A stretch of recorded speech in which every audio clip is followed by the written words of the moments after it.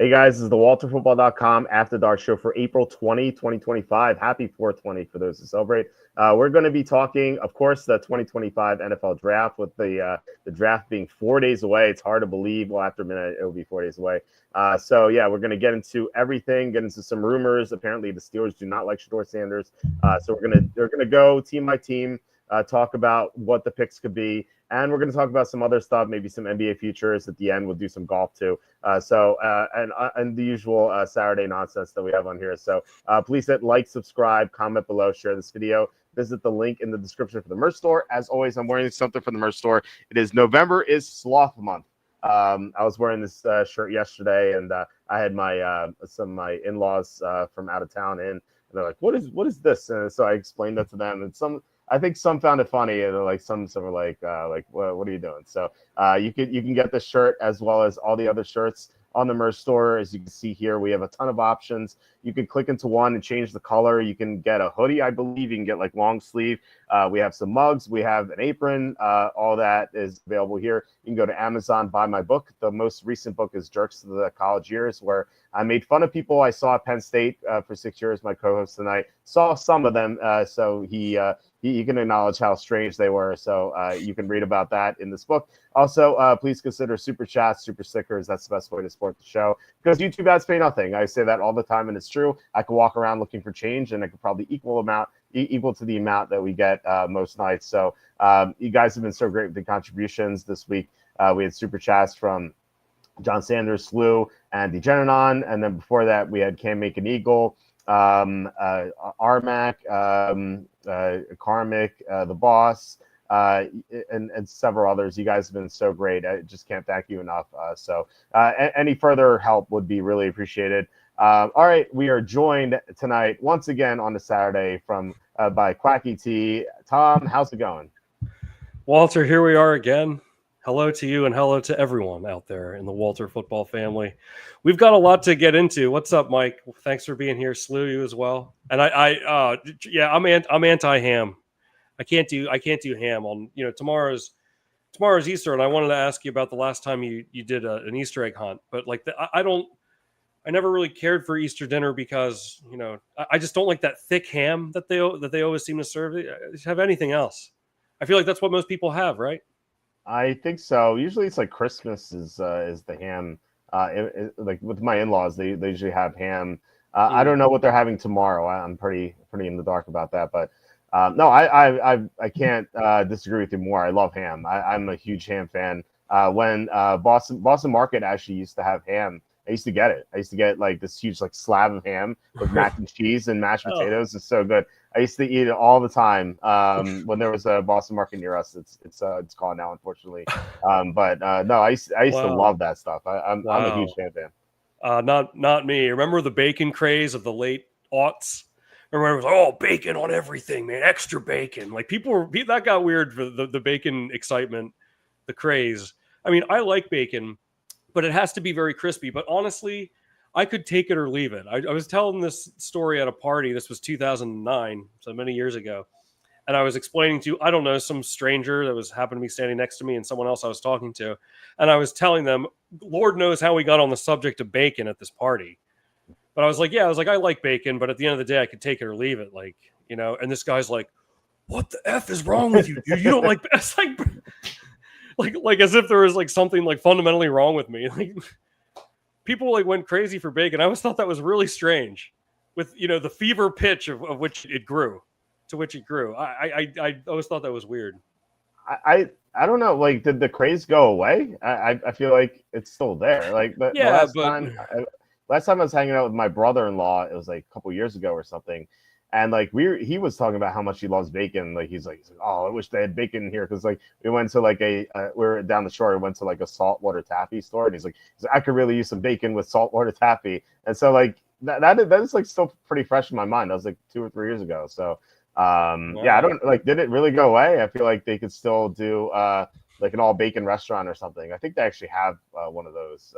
But if they don't, I'm more than willing to start it. So yeah, well, it's one of those things. Like what I thought was so weird about that story. What's up, Jam? No, that's exactly what I'm saying. Like I said, I like bacon, But like at the end of the day, like I'm not like, oh, nice, like you know, like I like it, but.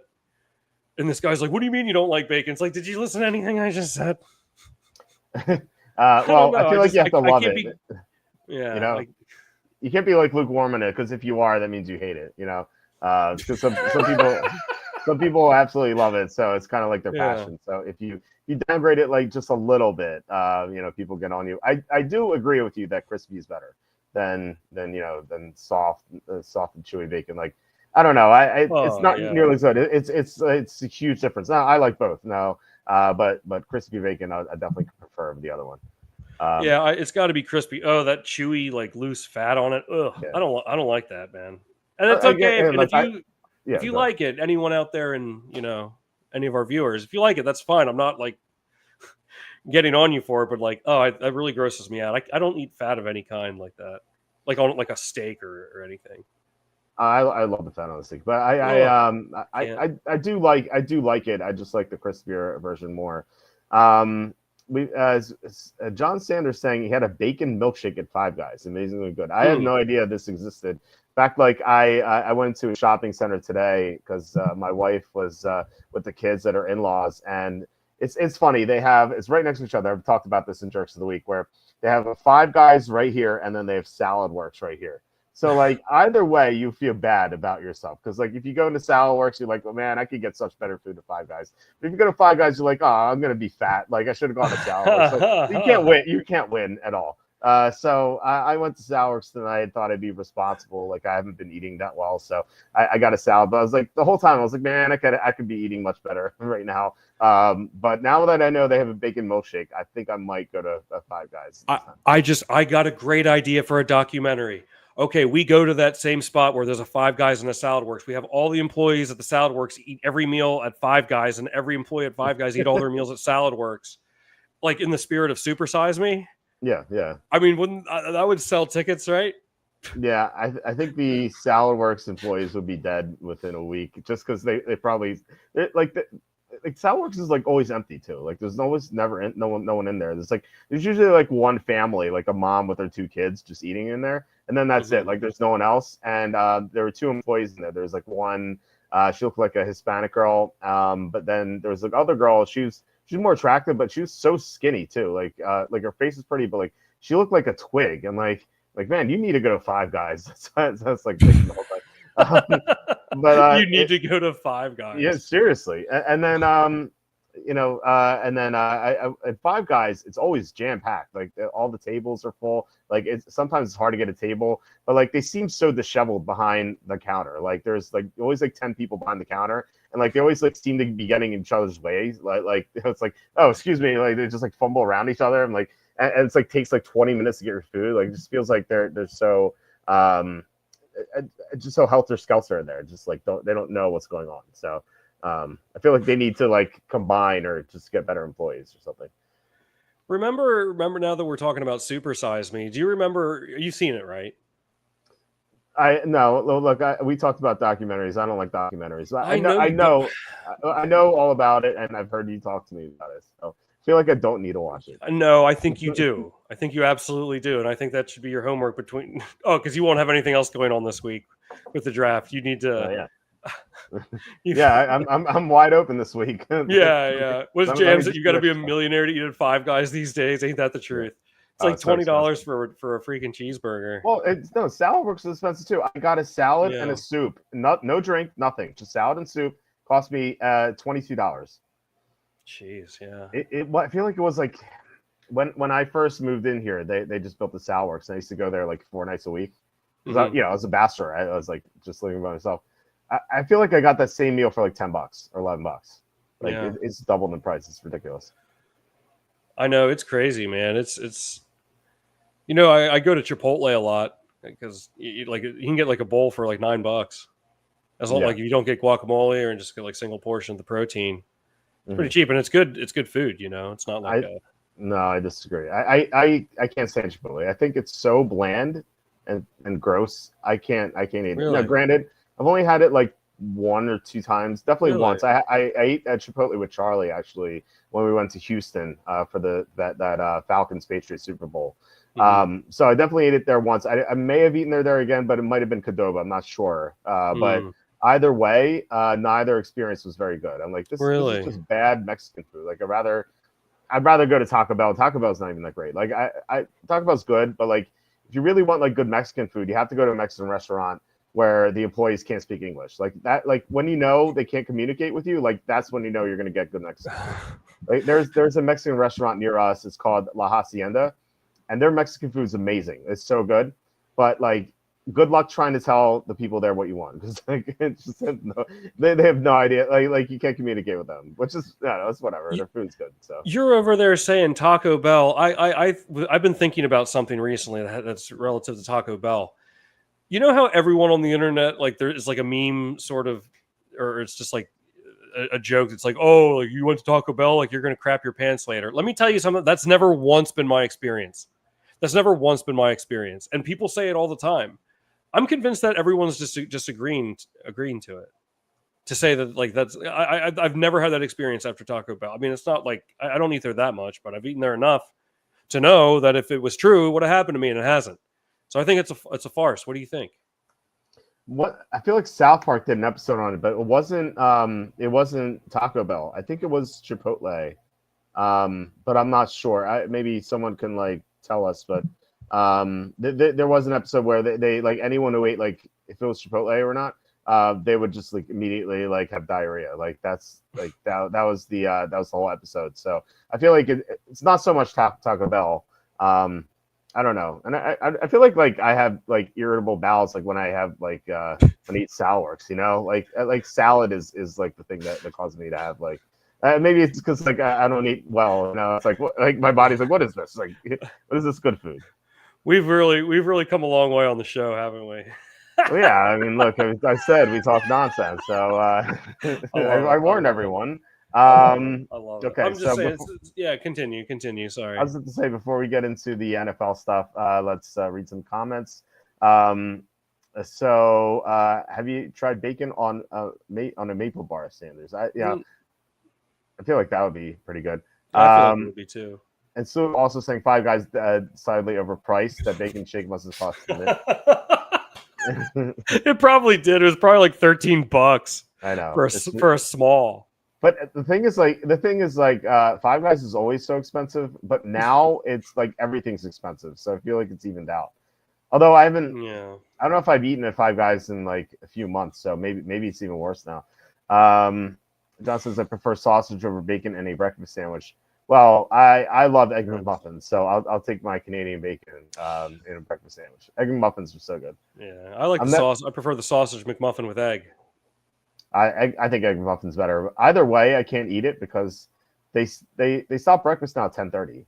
Like I'm never up before 10:30 because I go to bed at like 6:30 in the morning because I'm always working at night. So I'm just like never up by then. And like it used to be 11, and I was actually up early one day a few months ago because I had a dentist appointment, and it ended early, and it was like 10:50. I was like thinking to myself, oh man, I could get to McDonald's, get some egg muffins. And so I was like, it was so tight time wise that like at red lights, I was like, I like downloaded the McDonald's app and I was trying to order, and it wouldn't go through. I'm like, what's going on here? Oh, and I actually got to McDonald's at 10:58, and like I was just like pulled through the drive-thru. I'm like, please, 2 egg muffins, and the guy's like, we stop breakfast at 10:30. I'm like, come on, man, like seriously, why? Like used to be 11. Like what are these idiots doing closing at 10:30? No, they gotta draw the line somewhere though, and you think the line should be at 11 o'clock? No, I don't. Why do they have to draw the line? They used to always have all day breakfast. That's like the only reason I'd ever go to McDonald's. No, that was a temporary. That didn't last long. That happened, I'd say, within the last. Geez, I want to say 5 years, but I guess it's more like 5 to 10 years, and that didn't last very long. I don't think. I don't really go to McDonald's that often. I don't. I mean, I very rarely would eat McDonald's breakfast. I think it's the only thing that they have. It wasn't. So I just Googled it. McDonald's offered all-day breakfast from October 2015 to March 2020. The all-day breakfast is 5 years. It's pretty lengthy. The all-day breakfast program was discontinued at the start of COVID-19 to simplify operations. So they never reopened it because of COVID. So, it's another reason to hate COVID. They ended egg McMuffins at McDonald's. I'll tell you what. I bet the McDonald's employees were so happy to hear that. That's Why? like because as someone that worked in food service for a long time, like when they try to keep introducing more and more and more, it's so much more to do, man. Like it's just it's a lot of work. It's a lot of work. The work is not, food service work is not easy. Just a lot of people do it, well. I don't know. I'm just saying I bet the employees were thrilled when they discontinued it. Especially if you work at like a really busy McDonald's. Yeah. Dude, that's a lot to keep track of. And like apathy's at an all-time high. It's hard to, like, if you're running a place like that, like think about how hard it is to find people to get people to care as much as you do. That sucks, man. It's a lot. I'm just saying, I as someone who's been there. So I support McDonald's again now that they have the play places are coming back. I need to get a picture of the one. There's a McDonald's near me, and on the side it says play place. And I can't remember if I told you about that or not. You did, and I still haven't seen one, but I think we need a fact check on is apathy at an all-time high. Of course, it's only forward and upward with apathy nowadays. That stock never goes down. It just keeps growing. It doesn't have any down days. I take no pleasure in saying that. I've really come unhinged, haven't I? I just asked Grok, is apathy at an all-time high? It says apathy is likely high, but not definitively at an all-time high due to limited historical data. Distrust, mental health issues, and disengagement fuel it, but activism and digital passion on X suggests it's not universal. So apathy is not necessarily an all-time high. So you've been fact-checked, my friend. Yeah, I'm gonna have to research that before I make a claim. But well, like Grok is infallible. I mean, they had Will Johnson, Willie Johnson in their mock draft, so they can't be wrong. Yeah, I don't know about that. Fake news. Yeah. No, yeah. Go ahead. What do we? No. Why do you say apathy is an all-time high? I'm kind of curious. Yeah, because people. I mean, just in general, like people don't. I don't want to paint with a broad brush here. We're going a little out of my element here with this, but I don't know. It just seems like hardly like people. Again, I'm painting with a broad brush, but people don't care. I just feel like in general, like people don't care about things like they used to. I don't know. It's just from the eye. It's just from the eye test, and it's just one idiot's opinion. But I take no pleasure in saying that, But I'm kind of curious about why you think that. I don't think that's necessarily the case, but I can't back that up. So I don't know. But people I know care about stuff. I don't know. Yeah. Well, we can get into another time. We need to talk about Easter egg hunts still. Okay, before that, Fox says, why is the headline Steelers don't like Shedeur when it's been reported multiple times they like Shedeur? Yeah, we're going to get into the NFL draft rumors. Report saying that the Steelers don't like him at all. So we will get into that in a bit. Week before the draft, being smoke screens are out and roaring. Not 100% because Charlie will get to the bottom of stuff as we well know on here. Like he will sniff out the stuff that we need to know for the draft. So I'm looking forward to having Charlie on Tuesday. Let's see. Did you either of you ever watch Man Against Food on the Food Network? I don't think I've ever watched the Food Network, so I can't say that I have. Actually, I did have it on one night a few months ago because my wife was watching it, and I fell asleep on the couch. I was working on the couch and fell asleep, and I woke up and it was on, and like they were having some sort of competition. And I just didn't feel like getting up, so just had it on for a while. But other than that, I don't think I've ever watched the Food Network. I never really have either, just because I don't know. I'm not much for fancy, expensive dishes. I keep it simple, so I never really watched the Food Network either. But I think I remember the show though. Okay. The employees of Chipotle pretend they don't speak English. I haven't been there enough to know that, but it sounds legit. I'm gonna fly up on Thursday. And we're gonna watch the draft together, and I'm gonna buy you some Chipotle. Oh my god! How would you like that? I'll just come over uninvited. Look, burrito in hand. If you right, you just show up with the Chipotle burrito. Just move in for the weekend. Yeah. Bother you while you're trying to work. My wife won't be angry at all about that. The two kids here. It was like $8. Okay, the milkshake, the bacon milkshake. That's still a lot, but not as much as I think people thought. McDonald's Big Breakfast, super underrated. I agree. I love it. I can't. Big breakfast is good. I wish we still have it. She's allowed with the ham sandwich with so much food. Yeah. Yeah, Slew, look at the monster you've created. Yeah, no. Now everyone's going to be in the comments later like, "Ooh, when are you going to talk about football?" I guess. But did you see? For anyone watching, I put the timestamp now. That's my unofficial job here when I appear in the comments of when the football chat starts. That way, no one, no one's giving you grief about why we're not talking about football. That's right. I feel like, but if you tune in on Saturday nights, like, what you're getting. This is like a completely different flavor. I feel like it's a Saturday show. It's supposed to have fun on the weekend. Yeah. Quacky's an apathy activist.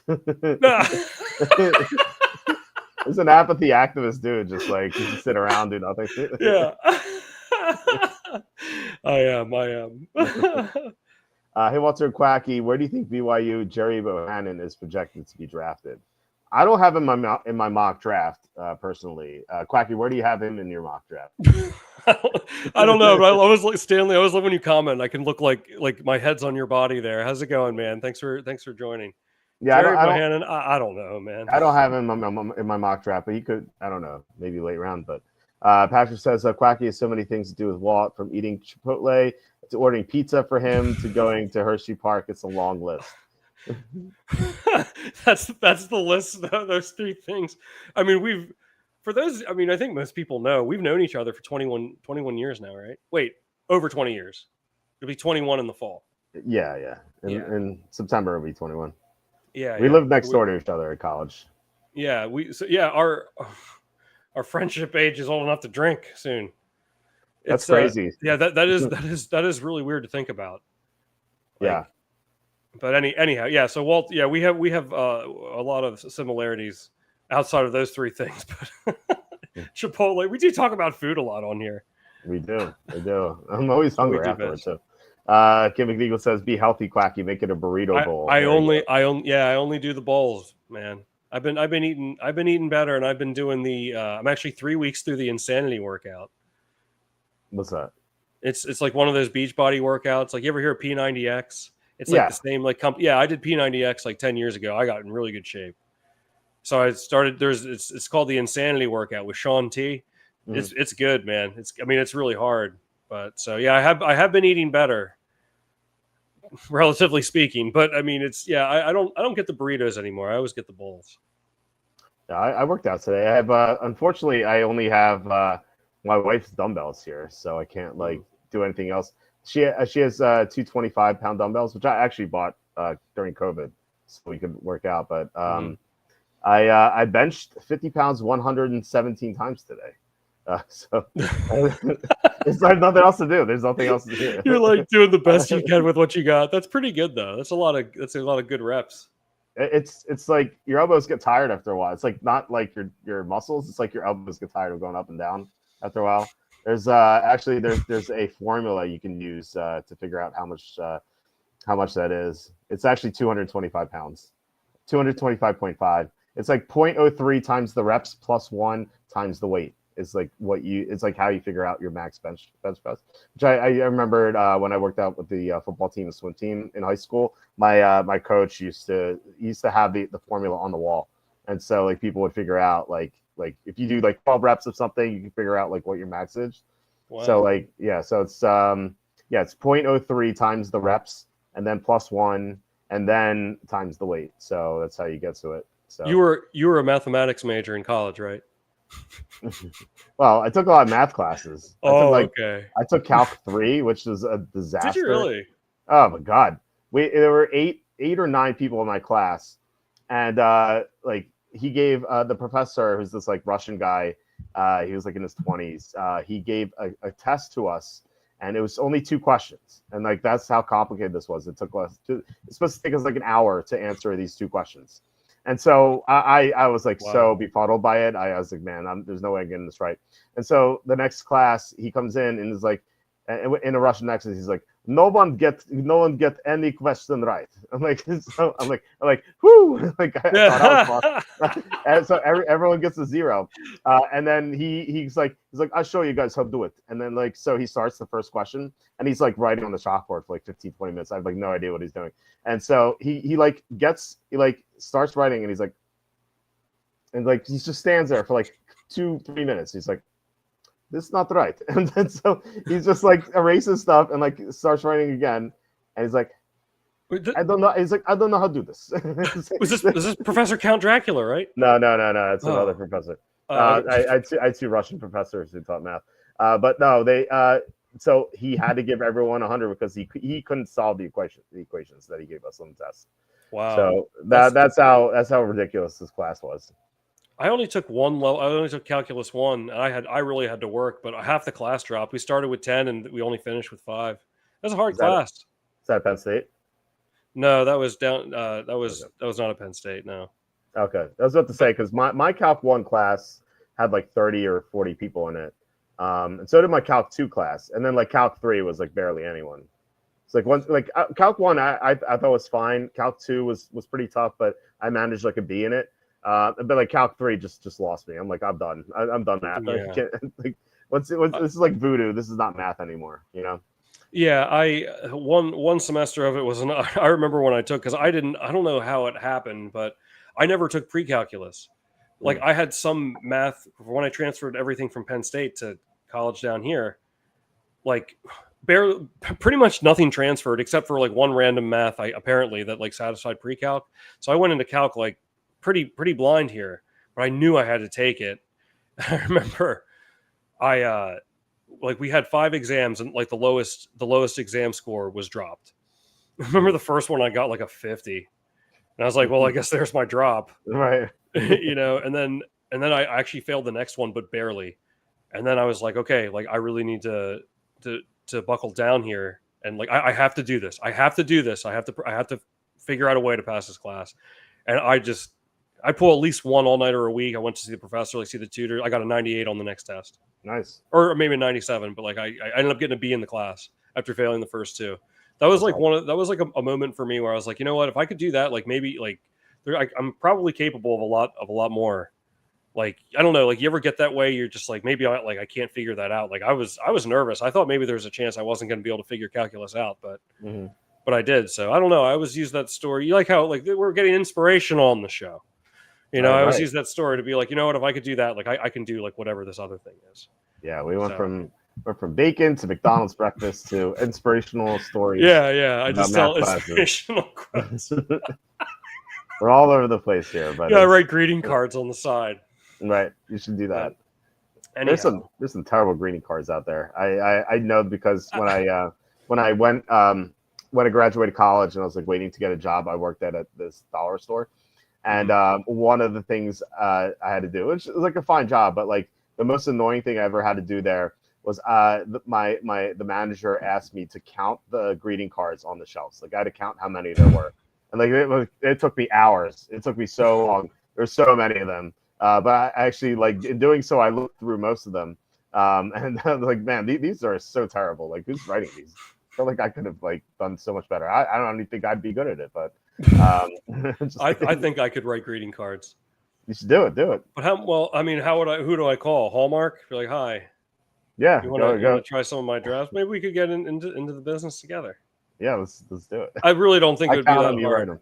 Let me tell you something. If you guys don't do this already, like whenever you have to buy cards, don't go anywhere but the dollar store. Some of these cards are like $6.99. Yeah. A card, like, you know, like let me tell you my feelings on cards. I don't like them. And I don't want a thank you card. Like my brother's wedding, I was like, you know, I gave him money and I was like, don't write me a thank you card. Please do not. End of transaction. We don't need to drag paper into this. I just like, I don't know, like a card, like why would you spend $6.99 on a card? Yeah. Like people like, oh, like that's a really nice card. And like it's forgotten about 15 and a half seconds later. Just go to the dollar store. Some of them are 50 cents. Yeah. Don't buy your cards anywhere else. Wait until you get married and you have to write thank you cards to everyone. That's the worst, man. That's so bad. And what's your official stance on the thank you cards? I hate thank you cards so much. But you know what? Some people really like them. Like one of my friends, it's a great guy. He gave us a good gift for our wedding, and I wrote him a thank you card. I didn't think anything of it afterward, but you know, he lives in Florida, and so I saw him a couple years later when he was visiting, and he's like, Walt, I kept your thank you card on my refrigerator. Like I really appreciated it. He's like, because you wrote a great he's like, you wrote a great message to me, and it meant a lot. I'm like, huh. I'm like, I didn't give it a second thought, but like this meant so much to this guy. Okay, so, well, I mean, fair enough. But yeah, I try to push the other way. I'm fighting for the little guy here. Like I tell people, don't send me one. That way I can normalize not getting them. See, I wish I would have known this before the wedding, so I saved the one. I wouldn't have to send it to you. Yeah, but I'm just saying, like, I know you appreciate it. Yeah. I mean, or maybe you don't. Like, I don't need that to confirm. I mean, like, I don't know. Like, I mean, I don't know what kind of situation this would be, but like, if I bought you a brand new car and like you didn't say anything, then I'd be like, dude, what the hell? But it's like, what? I gave you $50 for your wedding. Like, you know what I mean? Like, you don't have to say any, or $100 for your wedding. Like, you don't have to say anything to me. I'm happy for you. Go for it. What do you think about the thank you text instead? Yeah, I mean, I guess I'll take it. I mean, I'm going to read it one way or the other. Yeah. Because it's going to be coming from someone likely. If I'm giving someone a gift, it's someone I likely talk to regularly. So I'm going to have to read their text thread anyway. So I'll take it. Yeah, I feel like thank you cards have been around for so long. Like I feel like it's never been updated for texting because, like 20 years ago or so, like texting was like fairly new, and like now everyone does it, and but they still have thank you cards. So let's go into the like electronic thank you card business, where you send people like a text link and it's like a 10-second. They probably already have this. I mean, I know they have e-cards, but we make our own, and it's only thank you cards. That's a lot of. I mean, how much time did you have to spend writing thank you cards, like say for your wedding? Probably a long time. It felt like hours. Yeah. Nobody wants to do that. No. Just send me an thank you card if you ever need to send me a thank you. Not even that. Don't do that. Just say thanks. The worst was I had some Russian relatives, and I had to write in Russian. that was the thing. Man, I hope I don't mess this up and offend them somehow by accident. Yeah, it's like you don't want to do this in the first place. Now you're going to write freaking hieroglyphics almost. I know. My Russian handwriting is so much worse. My English handwriting is terrible. My Russian handwriting is even worse than I have a certification in penmanship. If you ever need some help, I can help you with that. Okay, I'll hire you for next time I have to write documents.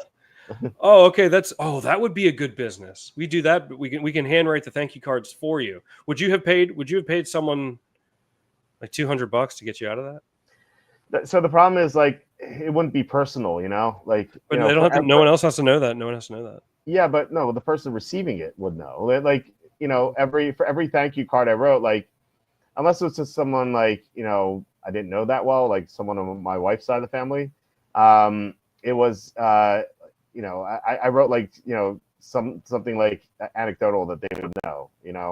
Okay. Wow. That's really a dedication. I didn't know if like, I'm sure some people do this where they just like put like a generic message with some variation, Yeah. I mean, you could pay for that. You could definitely pay for that, but no, I try. Maybe that's why that guy really appreciated my thank you note. Cause like, I did put some thought into it, into each of them, but it did take forever. And like, it's just so long to do it. Cause like I think we had like 200 something guests comes to the wedding, so just imagine. And like granted, some are couples, so you don't have to do like 200. It's probably like I probably did like 100 something, 120 or so, 110.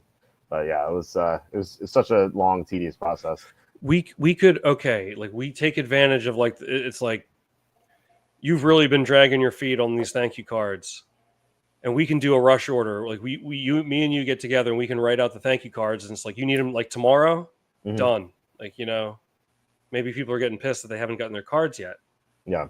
So like maybe we could capitalize. That's what we need to capitalize, the rush ordering aspect of it. Mm-hmm. Yeah. I think you're onto something there. I think you do that. I wonder if they even have that. Like I'd be interested to find that out. I've lost my mind. Yeah. Well, it's okay. It makes two of us.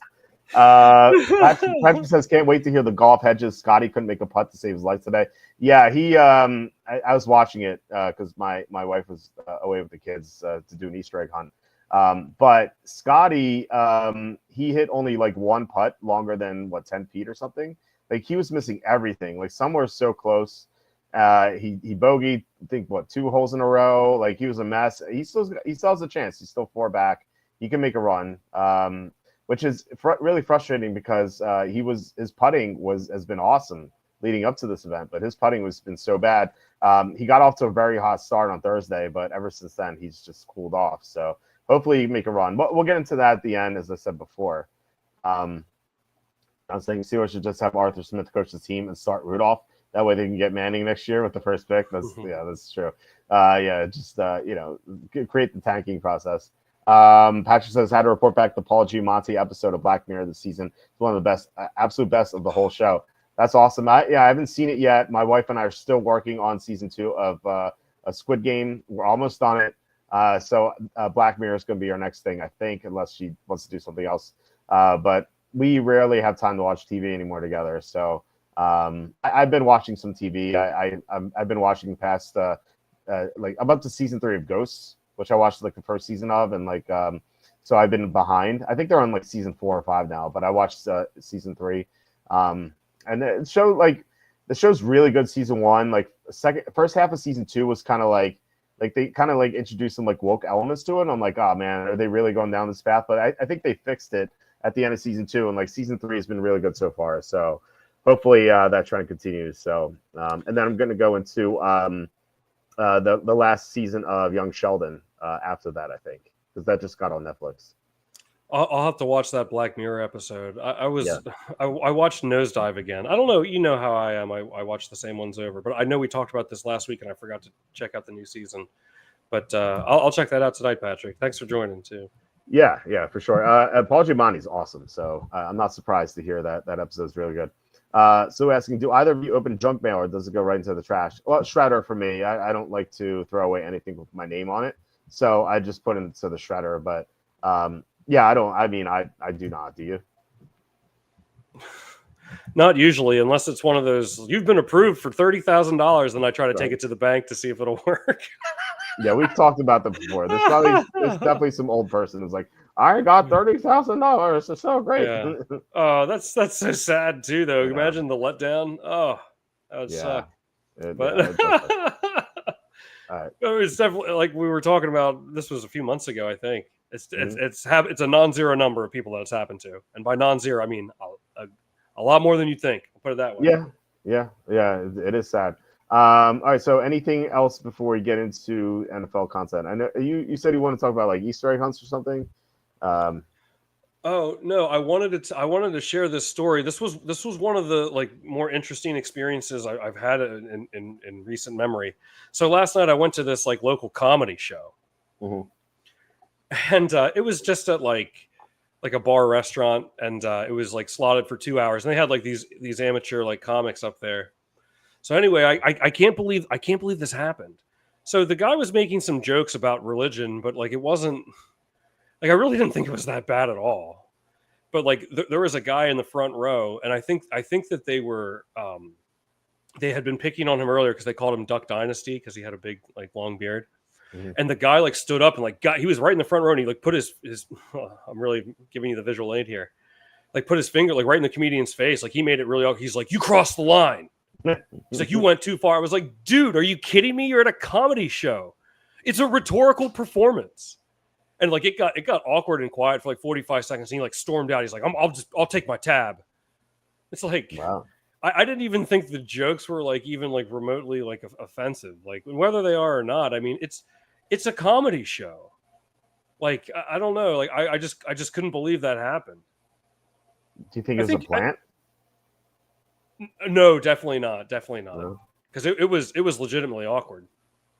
It was legitimately awkward. Like the whole room like got silent. And this guy like stormed out, and like the guy didn't even like finish the joke. He recovered pretty well. He was pretty funny, but I couldn't believe that happened. I like, who does that? Well, like, I don't know. Wouldn't you think you'd go to a stand-up comedy show like with under like with the understanding that you might hear some things that I don't know. Like, how do you not do that? Well, I mean, look, everyone like they're just joking around. I don't understand. I don't know. Well, if he wasn't a plant, like maybe he was dragged there by whomever he was with, and so he didn't, like maybe he doesn't understand the humor either. But I don't know. I obviously don't know what he said specifically, but yeah, I can't even really remember. Yeah, but I don't know. I mean, I guess that's a decent point. Like, I guess he could have been dragged there like against his will, sort of thing. But I don't know. Even so, well, no, that's a valid point. But I think if you go to something like that, you got to just be ready for anything. I don't know. Yeah, that's true. I don't know. I guess I'm like I'm not really offended by anything. So I mean, and I know that's not everybody. So I don't know. Yeah. What do I know? It was awkward, man. It was an awkward little experience. That's funny. All right, so let's get into the NFL draft stuff. So I had this rumor page, and I posted something here about the Steelers. So first of all, there was some positive stuff about Shedeur Sanders going to the Steelers. So Shedeur Sanders, a couple of days ago, he said that if a team needs to draft me, they have to move ahead of the Steelers. So he said that after the visit to Pittsburgh. So I thought that was interesting for two reasons, and I think I said this on Thursday. First of all, assuming that his visit to Pittsburgh went really well, and you have Mike Tomlin as I'm sure he knows Dion, and so it would be like pretty natural for Shedeur to get in there to be the quarterback. And second, Shedeur was like basically not even acknowledging that he's a top 5 pick anymore. Like by saying that like some team will have to move ahead of Pittsburgh, but drafts at 21 to get me. Like he's not even saying, oh, I'm going to go top 5. Like, it's like he's not even acknowledging that anymore. Like some beat writers for the Giants were mentioning that Shedeur Sanders worked out for the Giants. And so some of them were like, oh, maybe they're going to take him at 3. I'm like, no, that's 34. That's pick 34, not 3. So like Shedeur is not a top 5 pick. Like he even acknowledges it. So I thought that was interesting. But what's even more interesting is that Aaron Wilson, who's a really accurate draft, basically NFL reporter. I mean, he reports contract stuff all the time. He's gotten a lot of NFL draft stuff right over the years. He said he works for NBC Houston. He said Shedeur Sanders' meeting with the Steelers did not go well. They said that like the Steelers are kind of like put off by Sanders. It's just like awkward overall. And it sounds like Shedeur Sanders is not going to be with the Steelers. And Jerry Dulac, the Pittsburgh Post-Gazette, is a very good reporter of the Steelers for a long time. I met Jerry when he worked for the same newspaper when I was at Penn State because he came in and spoke to our class, and I got to meet him. So that was 20 years ago, and he still is working there. But he said that the Steelers they will not be drafting Shedeur Sanders, and they will be drafting a defensive tackle instead. So I was like, what he said about Shedeur was they were, quote, spooked by the Kenny Pickett selection 3 years beforehand. And I'm thinking like, what does Kenny Pickett have to do with Shedeur Sanders? Like, don't you have to evaluate each quarterback differently? Like why, unless they think like they're identical prospects, which like I don't think they are. Like why would you not draft a quarterback if a quarterback you drafted 3 years ago didn't pan out? Like, the Cardinals drafted Josh Rosen, and a year later they drafted Kyler Murray. Like they didn't, that didn't stop them. The Redskins drafted Dwayne Haskins, the late Dwayne Haskins. He didn't pan out, and then they drafted Jaden Daniels. Like why would one bad quarterback pick like preclude you from taking another quarterback? Just doesn't make sense to me. And like the Kenny Pickett selection never made sense in the first place because they only drafted him because he went to Pittsburgh. Like the owner said it. He said that he would never pass on another pick quarterback again. He said that because of he passed on Dan Marino that they would take the next Pitt quarterback who was a first round prospect, and so that's why they took Kenny Pickett, and that ended up being a disastrous pick. So they made a huge mistake with Kenny Pickett, but like I feel like Shedeur Sanders is a better prospect than Kenny Pickett. So like why would one decision like change your change how you would normally like do things. Like I think it's very stupid. So I agree. what are your thoughts on this? I think it's dumb. Why do I have this weird feeling like could you see like the Jets taking him or something? Or like what if the Raiders took him? Like something crazy happened and he did end up in the top 10. No, they would take him in the second round. He's not. I don't. I'd be shocked if he's going first round. You know what this reminds me of is Malik Willis back 3 years ago. This is the same draft as Kenny Pickett because I remember like Charlie and I were like, we're on the phone like trying to figure out where Malik Willis is going to go, and Charlie's like, I know that team doesn't like him. I know that team doesn't like him. I know that team doesn't like him. I'm like, well, what about this team? Like, they have a quarterback, but like maybe for the future. And Charlie's like, oh, okay. He's like, let me check. And then like the next day, he's like, that team doesn't like him. So like we just like we couldn't find a single team that liked Malik Willis. And like granted, like Charlie doesn't talk to every team in the NFL, but he talks to like half the league basically. And it felt like most of the teams he was talking to needed a quarterback, and he couldn't find a single team that liked him. And he ended up being right. Like he fell to the third round. That's what this feels like. Like we can't find a team that loves him enough to draft him in the first round. And I thought that based on what he said, what Shedeur said, I thought that the Steelers would like him, but I just it just doesn't sound like he's going to be the pick there. Fox says Shedeur didn't say that. He was asked is it fair the Steelers get you? He said it's up to the team ahead not to make that mistake. I'm pretty sure. I have it here. It says Shedeur Sanders warned other teams that they better not let him fall to the Steelers. So that's what he said. I was listening to what he was saying. And then Dulac said it's not true. Steelers like Shedeur, but they haven't made the decision. No, Jerry said that defensive tackle was the priority over quarterback in the first round. So like if you like Shedeur Sanders enough, then you're going to take him over a defensive tackle. Now, it could be true that this is like a smoke screen, but the Steelers usually don't smoke screen. Like they're pretty open about what they're going to do, and they usually telegraph their picks. And like given that Jerry Dulac is saying that they're going to go defensive tackle over quarterback, and Aaron Wilson saying that meeting didn't go well, like it just like all things point to Shedeur not being the pick at 21, which I currently have that in my mock draft. I had the Steelers taking Shedeur, but as of Monday, which is going to be our next update, we're going to have updates every day. Shedeur will not be into the Steelers. In fact, Shedeur will not be in the first round.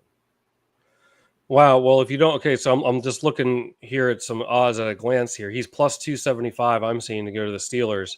Mm-hmm. I mean, if you don't think he's going to go there, then then who should we look at? Maybe there's some bigger numbers if we think, you know what I mean? Who should we look at for the Steelers? You mean? No, for Sanders. I mean, I mean, read me off the odds. I don't have access to this stuff. Yeah, in Pennsylvania. The Saints plus 195, Steelers plus 275, Browns plus 275, Giants plus 350. Now it gets a little better. Raiders plus 850, Jets 16-1, Rams 20-1, Dolphins 30-1, Seahawks 30-1. Just, I mean, I'm not going to list everyone off, but Jets 16-1. That's interesting. Yeah. They need a quarterback in round 2, or day 2, whatever. It could be third round. That's not bad. I almost like I'm like envisioning what my mock's gonna be like. I'm gonna work on it tomorrow. Obviously it's gonna be a Monday. And I'm like where am I gonna have Shedeur? Because he's gonna be in the second round. Now a team could trade up into the end of the first round. I'm not saying like he'll definitely fall to the second round, but as of right now, if you're asking me like if I had to bet round 1 or round 2 for him, I'd bet round 2. But like I thought Giants personally because they worked them out late. Now, you can point to the fact that the Giants worked out J.J. McCarthy late last year, and then they didn't draft him. They took Malik Neighbors instead. But, like, I heard people make that argument as for why they're not going to take Shedeur. Like, what if they worked out J.J. McCarthy and didn't like him? Like, just because they worked out a player doesn't mean that they like them. Now, they may not like Sanders either. Like, so there's that possibility. But I like they are obviously interested in a quarterback. They need one, although they're kind of like their front office is kind of like lame duck. So it's like kind of makes you wonder like why they would do it. But the owner could step in and just request it, kind of like we saw with Arthur Blank last year with the Falcons. Like he made sure that the Falcons were going to take Penix because they were going to take Latu instead. But I don't know. I like right now because I'm leaning Giants or Browns, but it could definitely be the Jets too. Which I know, Scott Mason from Play Like a Jet. I'm on the show all the time, and he's been on the show a few times. He really is like pining for Shedeur Sanders. Like earlier in the draft process, he wanted them to take him at 7. So I'm sure he would be thrilled to get him in the second round. And I feel like most Jets fans would feel the same way because they really don't have any long-term answers at quarterback unless Justin Fields finally lives up to expectations, which, at this point you kind of like have to be very skeptical about that. I've got a couple propositions for you here. Okay. Sure. Okay. Now just hear me out because I'm sure this is going to get shot down by some people maybe. To draft Shedeur Sanders, the Cowboys 50-1, the 49ers 60-1. If you're under I'll tell you what, Shedeur Sanders gets drafted by the Cowboys, where his dad used to play. That's going to get butts in seats. That's going to get butts in seats, man. It's going to sell some tickets. Well, same thing with the 49ers. Before you move to San Francisco, I would say no to this because they traded for Joe Milton. If they hadn't traded for Joe Milton, I could maybe buy it, but they already spent resources getting a young quarterback.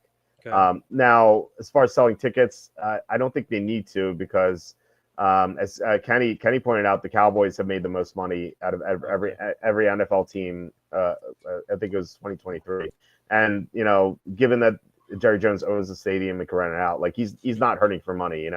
Right, plus Jerry Jones, yeah, you make more, sure. Jerry Jones is an old guy, like he's in win now mode. He's gonna be 83 right after the season starts. Like I don't think like the Cowboys have Prescott. Like he's not great by any means, but like they sign him. He's under contract. He's still like fairly young. Like, he's not that young, but he's fairly young, and like they still have a future with him. And if I'm Jerry Jones, I feel like all my eggs are in the Prescott basket because to start over with a young quarterback, by the time that Shedeur's ready to win the Super Bowl, like I'd be Jerry Jones would be 85, 86, and like at that point you just never know. So I feel like Jerry Jones just wants to win now, and I don't think he wants to get a second young quarterback on the roster because when he already has one, I feel like it's just a hedge for Prescott with Joe Milton. Yeah, I don't know. I don't think Dallas would pull the trigger. So unless you want to respond, though, so you're going to say San Francisco. Yeah, that's it's most of this. Both of these are intriguing to me just because Dion played there. He played for the Falcons too, but they're not. They're not going to. You never know. Yeah, well, that's what we thought when they got Cousins. But hey, yep. There we were. Yep. But I don't know. At 60-1, maybe. It's a big number. I like the Jets better. 16-1. If you would have asked me to guess the Jets odds, I would have said 5-1. Wow. 16-1 is kind of nuts. I like it. I don't necessarily like. This is not based on any info. Which like that's how we make our money betting the NFL draft is. We're basically like Martha Stewart here, just with this inside info. Luckily, there's no SEC for the NFL draft, right? But I don't like. I think that's a good number. I think it's worth a shot. Not a big bet by any means, but I think like $20, whatever. No, let's bet $13,212 on it. That would be nice. That'd be a great payout, right? Yeah, I don't know. I think those are intriguing. Just like if you want to. Like I think there's value in both of those, just in the sense of like a legacy angle. Yeah. 50-60-1. I think I like the 49ers better than the Cowboys, as I think someone else. Mooj. Hold on, that's the room. Mooj says I like the 49ers logic. He says. Oh, thank you, Mooj. Thank you for joining. Yeah, look, if they don't, they're not sold on Purdy. It makes sense. But like, if they're not sold in Purdy, they'd be sold in Sanders. I don't know. They are due. He is due a big contract, so it's tough. Evan, who comes on the show on Tuesdays for the pick show, he is dreading. I know he's said this many times. He's dreading the Prescott the Purdy contract because he knows they're going to overpay him. He's like, oh, they lost so many people because they have to overpay Purdy. Like he's already like down on that. So. Yeah. See, we got here. Would the Jets make Sanders fly across the country on his own dime? His rookie contract. Yeah, I mean, like, why not? I don't know. Yeah, I don't know. Why have they done that? Have they done that before? I don't know, but like we know what the Jets want to do, right? Like they'll draft guys based on Madden ratings and college football, NCAA football, 2025 ratings. So we kind of have to figure out like who's the highest rated quarterback, and then they're going to draft him. I think. Right. That is. I don't know if you knew that that's how like the Jets make their decisions, like based on Madden ratings. Not even a joke. That's how they do it. Well, do we have more on Sanders, or can we get in some more draft props? I've got a couple others here. Well, I was going to go team by team. Yeah. Go do your thing, man. I don't want to. Yeah, I got Rodgers reference. Okay. Oh, okay. Sorry. No, I'm probably just stupid, John. So I thought it was Rodgers reference. I didn't like know about that, but I figured it was an Aaron Rodgers reference. Stanley says if Shedeur goes second round, it's going to be mind-boggling because there's no way it's because of his talents. It's probably because of the scenes politics.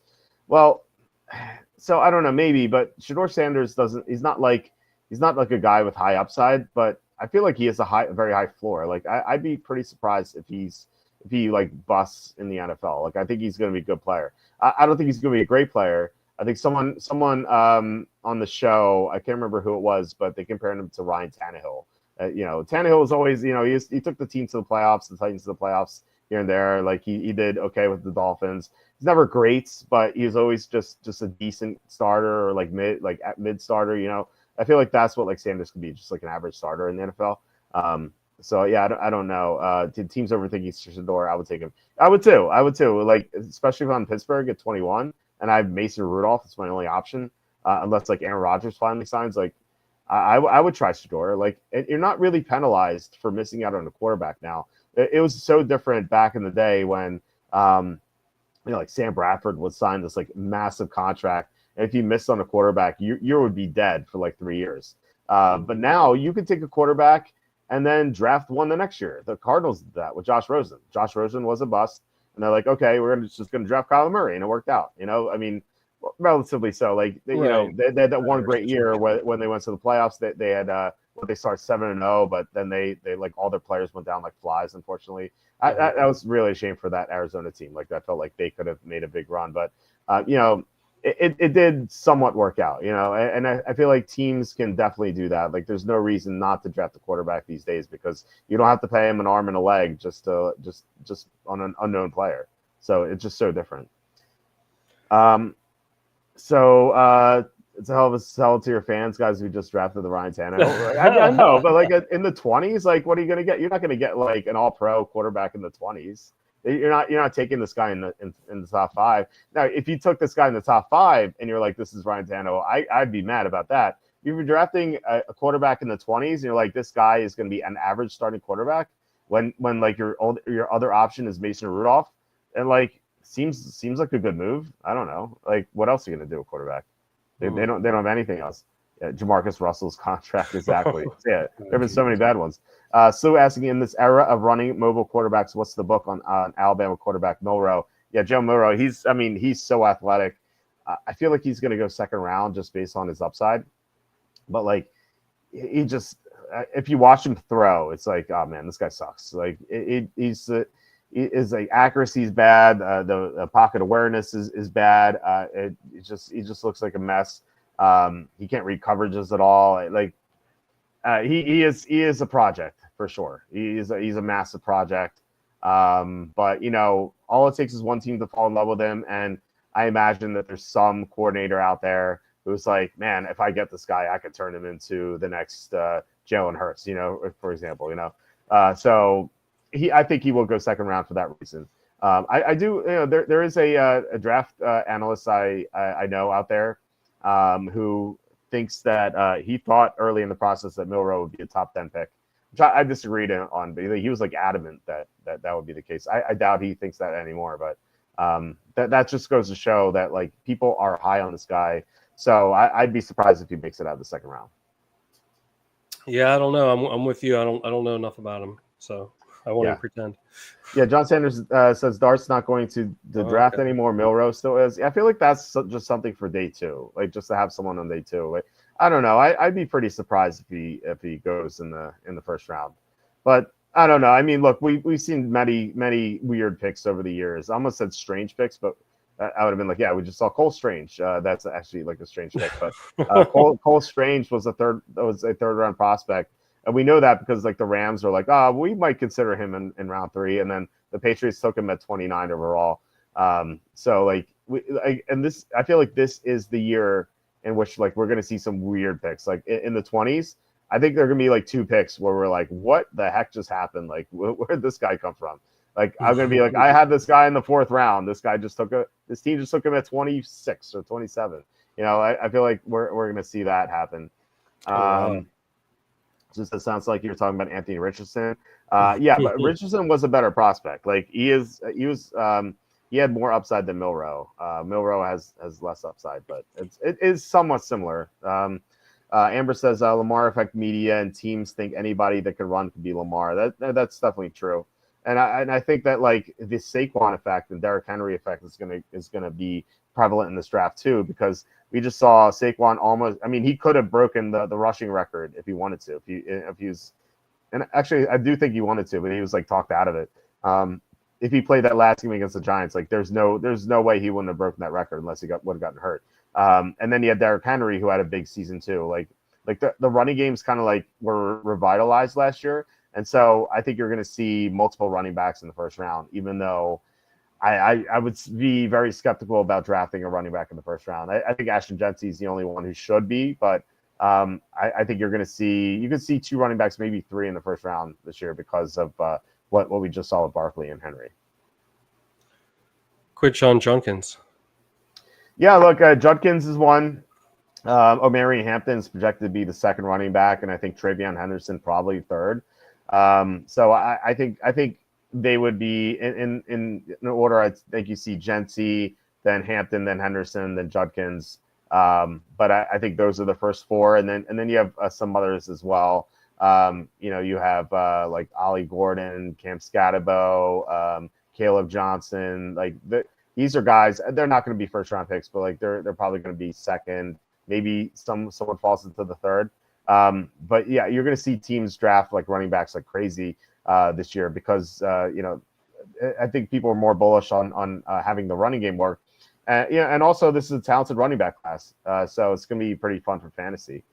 So someone today said that Cleveland might take Milroe because his offensive coordinator in 2023 is now in Cleveland. I haven't heard that. Do you know who said that? That'd be interesting. I mean, look, the Browns needed to get a quarterback, and if they trade up into the first round, I think a lot of people think Sanders or Dart. But if they take Milroe, I wouldn't be surprised. I wouldn't like the pick, but I like that sounds like something that could definitely happen, especially with the Browns. You know, not the team with the greatest track record. Think you're going to take him 2nd overall? No, that's going to be Travis Hunter. We know that, or Abdul Carter, but I think Hunter at this point. So he's like a unicorn. I feel like you don't pass on those guys. Right. I heard Cecil Lammy, who covers the Broncos. He made a great point. He's like Abdul Carter's great, but we've seen many Abdul Carters over many years, but we've never seen Travis Hunter. So this is it's just different. So it makes sense for the Browns to take him.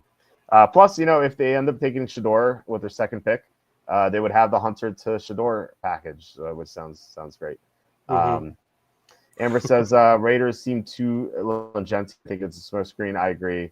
I think it's Will Johnson or Amron Nembu at this point, but hopefully we get some good intel from Charlie on Tuesday. Browns will take him in second round, not at 2. Yeah, it's gonna be 2nd round for sure.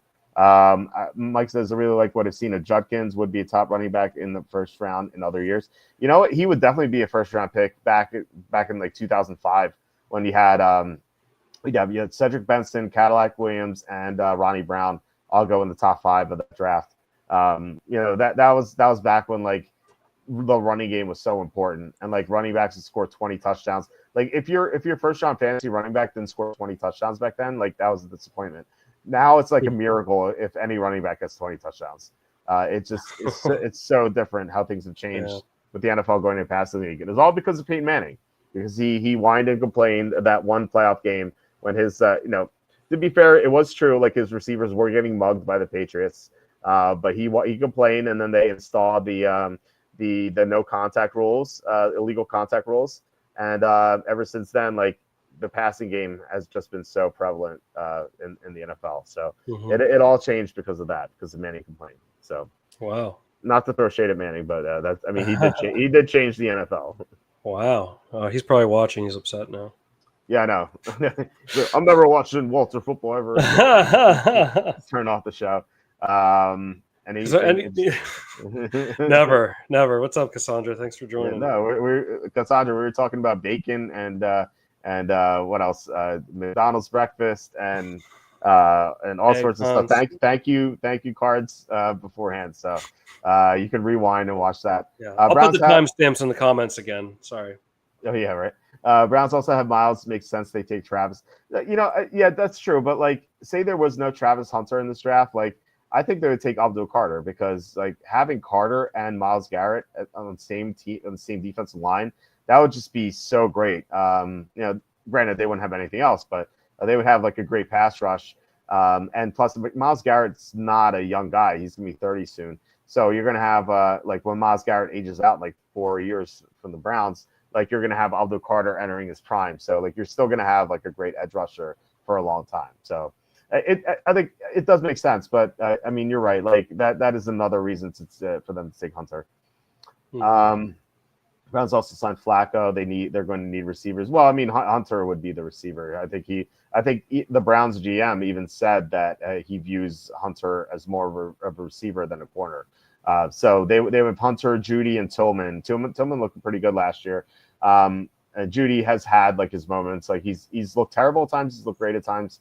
And then you're gonna have Hunter, and then you have Njoku at tight end. So good, like four good targets. Like if the Browns had a viable quarterback, I think they would actually like be like a somewhat decent team. But the problem is they don't have a quarterback. Like it's either like a very old Flacco who was awful last year, or Kenny Pickett. And we know all about Kenny Pickett. So I'm just saying, haven't had bacon in 30 years. Wow. Wow. Imagine if he ran into Cassandra ran into that guy from the party who freaked out on me for saying I like bacon. Yeah. Wow, he'd have a fit. Tell that person about Cassandra the next time you see that. Yeah. What do we got here? McDonald's breakfast does taste good, but wow, it's garbage. Well, egg McMuffins are great, but okay. I get what you're saying. Yeah. I could actually go for McD's breakfast. Honestly, is it still all day, right? No, not anymore. That's what we're saying. We just looked it up on AI, and it said from 2015 to 2020 it was, but COVID shut it down, and like it simplified operations not to have all day breakfast, and so they never brought it back since COVID. So that was quite the bummer, because that's the only thing I like from McDonald's. Amber says, I think Carter injury concerns kind of make them pass on him. I'm kind of suspicious about it. Okay. Yeah, maybe that's the case, but I don't know. I feel like there are other reasons to take Hunter. Sandra, why the self-deprivation? I'd love to know that. All right, let's go to the other team. So we discussed Pittsburgh. Let's go down the list here. So as far as any rumors or speculation of how the draft's going to go in 4 days, the Titans. So the latest we have is from Terry McCormick, who is a longtime Titans reporter. Like I feel like he's been covering the Titans for like decades. He says the Titans have become sold on Cam Ward, and then other reports saying that the Titans like him as well. Tom McShay said the Titans have canceled workouts with Shedeur Sanders and Travis Hunter, but not with Cam Ward. So it's pretty much locked in that he's the top pick, I think, unless he like gets abducted by aliens or something. Like he's going to be the top pick, and I think he's like minus 20,000 or something. The last time we looked, I think that was on Thursday's show with Ben Wasley. I think those are the odds. So I think it's not even like a reason to parlay that, because it's not going to like change your parlay at all. Minus 20,000. So unfortunately we can't bet on it, but that's what the pick is going to be. It sounds like. So number two, we're talking about this. So Louis Riddick from ESPN said that Deion Sanders doesn't want his son to be drafted by the Browns. Which I'm like, at this point, it's like, okay, your son's falling in the draft. Like, don't take away a team from your son. I know the Browns are dysfunctional, but still, like what you talked about, like they're gonna have some good pieces. If they draft Travis Hunter, like, wouldn't you want your son to be paired with his receiver, his like college teammate? Like, I feel like that would be good for his career. It is the Browns still, but I don't know. And then Todd McShay said that he's hearing more and more about Travis Hunter going to Cleveland. So I actually talked about that with Ben on Thursday. I thought that like there might be some value in betting Travis Hunter to 3 to the Giants, but I do think it's gonna be the second pick. So I would go crazy with it, but it is a good number. I think it's like plus 350 or something. Travis Hunter to 3, but like I said, I think it'll be 2. Travis Hunter to 2.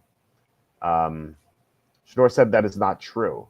Well, I don't know. I mean, look, it could be fake news. And like it wouldn't be the first time the media made something up, or reported something incorrectly. Not that like Louis Riddick would necessarily do that, but I don't know. He got that from somewhere, so there might be some truth to it.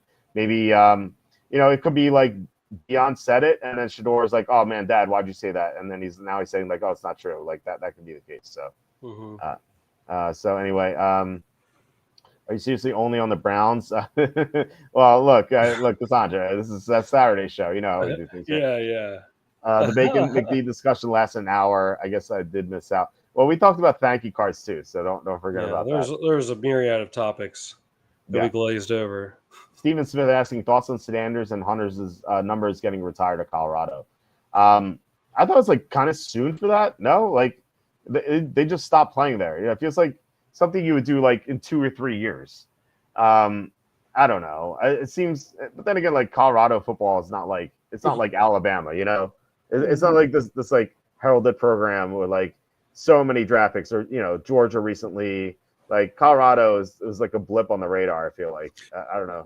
Right, and I guess I would say I'm okay with it because like even if they end up being like the 2 biggest busts ever in NFL history, like they definitely put Colorado's program on the map like more than I know they won a national title I think in '90, so I'm not suggesting they've never been on the map, but like with a huge exclamation point this time around. So it's just what they did as far as that goes isn't going to change no matter how they do in the NFL. So I mean, go for it. Yeah, I just think like why not like in a couple of years or something. I agree. Right? I agree. It seems very very soon. Like it does seem soon, but I guess I don't have.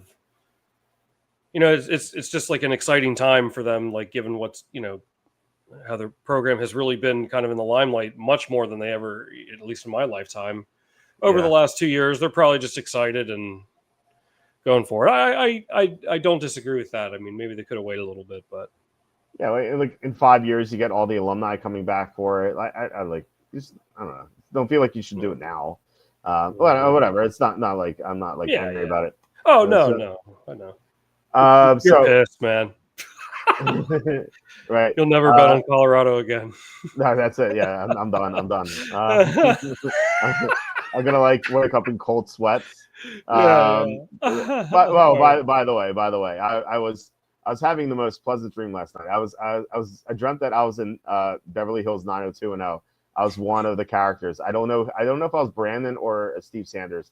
But I was like walking around and I was like meeting all the people on the show. And I was just about to meet Kelly, who's was like blonde smoke show on the show. And as soon as I was like approaching her, I hear like my door open. My wife comes in and she's like, sorry, I'm not looking for clothes. I'm like, no, I was just meant to be Kelly. It's like so random dream. Like I haven't watched the show in years. But yeah, I never watched it. I mean, I know of it, but come on, man, how do you not watch 90210? So good. Not the new one. The new one was garbage. The Beverly Hills 90210 from the 90s is so good. I remember seeing the ads, but I think that was like slightly before my time. That's what. Did you tell your wife about the dream? No, I was so tired. If I wasn't so tired, I don't know. Like in my head, I almost like yelled, like I was just about to meet Kelly. She'd been like, "Who's Kelly?" Yeah, that's true. That's true. Yeah. What if I she mean, sees this? Then what? she's not gonna watch this. She's not gonna. If I paid her, she wouldn't watch this. I'm gonna clip it and You text it should. to Oh man. No, I would never. It's just okay. It's just a dream. It's not like it's anything. Yeah, It doesn't yeah. matter. I would never. Obviously, I would never. No, or so you say. I got this mysterious email telling me that you almost met Kelly from It was about 90210. Yeah. No, like she's Yeah. 7 years younger than me, so she didn't watch it back in the day. I did. Like I used to love the show. It's so good. Oh, okay. And maybe I mean you're what, 4 years younger than me, I think. Yeah. So maybe that's the reason why you didn't watch it. But like Mhm. I was like a teenager when it was in its heyday, and like I like people used to like have like viewing parties for the show. It was so good. At least until like Brandon left the show, and then it turned into garbage. Like the final season of 90210 was so messed up. Like they brought back people from the dead. You know, like this one guy, Dylan, his dad died in a plane accident in like season 3. And it was like this huge thing for this guy. You know, he's a 16-year-old kid. Like he has to deal with his dad's death. But then like in season 10, he sees his dad on the news, like, just like walking past a person on the camera, and then they find out that his dad faked his own death and like has been living for 7 years. It's like, well, what are you doing here? Like, come on, man! Like, just like reversed all the character growth this guy had from his dad dying, and oh, this guy's been alive for 7 years. Like now he's got a whole new trauma to deal with. Yeah, exactly. You know, like it's so bad. It was horrible. Oh, wow. So, when you're doing that in a show, you know you're reaching. It's time to hang it up. It was season 10. Like how they had to run out of material, you know. But the first 7 or 8 seasons was good, and then it fell apart. Cassandra says Colorado didn't win crap. Neither of those players won anything. The only reason people care about was Dion, and he abandoned the HBCU he bragged about building to get there and took their best players. I don't disagree with that. Not at all. So yeah, I mean, it's totally legit, thing to say about that. All right, so Giants. So it sounds like it's gonna be Abdul Carter. I'd be surprised if it's not him. He posted a picture of LT Lawrence Taylor right after meeting with the Giants. So I think he knows that it's gonna be the pick. Kind of reminds me of I can't remember who it was. There was a player like 10 years ago or something. He tweeted a picture of it was a Browns hat, like with him wearing a Browns hat before the draft, and like he ended up being the Browns pick. So like sometimes they know, like sometimes they don't, but I think he knows. I think it makes sense that he'll be the Giants pick. Like I really don't see how it's gonna be otherwise. I think the only question with the Giants is like which quarterback did they trade off for or take at 34? Because we think it could be Shedeur, but could be Dart, could be Jalen Milroe, could be Tyler Shuck. It's getting some hype. But it's gonna be one of those guys. We just don't know which one. Or maybe their lame duck front office won't draft either of them. Yeah, I don't know. I like Carter to the Giants too. He's definitely the favorite, right? Oh yeah, I think so. I wonder if you can parlay Hunter to the Browns and Carter to the Giants to get better odds. Can you do that? I would test it out, but I can't access it. I don't know if I've never seen a book allow me to parlay it, those sorts of things. Okay. At least not here, not with the two that I have. Okay. Because I was like that's like an easy cheat, Like they're so correlated those picks. Right. Let me see here. Yeah. Well, I mean, while you do that, I'll go to the Patriots. So nothing new from the Patriots recently outside of what we got from Charlie, which like Charlie seems pretty sold that the Patriots are going to take Will Campbell, the tackle from LSU, number 4. And Charlie has some good intel from New England, so I would trust anything. Well, first of all, I trust anything Charlie says in general, but especially with the Patriots stuff. So unfortunately, we saw Will Campbell's odds from a few weeks ago. He was like 4-1, and now he's -200. So we lost out on that, unfortunately. Well, I lost at least. I'm sure some of you guys have bet it. I lost out of it because I can't bet the draft in Pennsylvania. I have to drive to New Jersey to get info on that. So, or to be able to bet that. So, let's see here. And Pats are silent. Yeah. Well, they used to be because Bill Belichick would never tell anyone anything. Like he wouldn't even tell his wife. Like or not his wife. Was he married? I don't know. But like I think the joke was like he would not tell his wife what he would do with the draft because he was just it was just him. Like he wouldn't like nothing would get out of New England because he would not tell anyone. But now that Belichick's not there anymore, like now we are finally getting info out of the Patriots. So it's pretty funny how that works, right? Yeah. Did you figure out if you can parlay? You can't. You can't. Okay. Kimball's down minus 950 on FanDuel. Wow, that's crazy.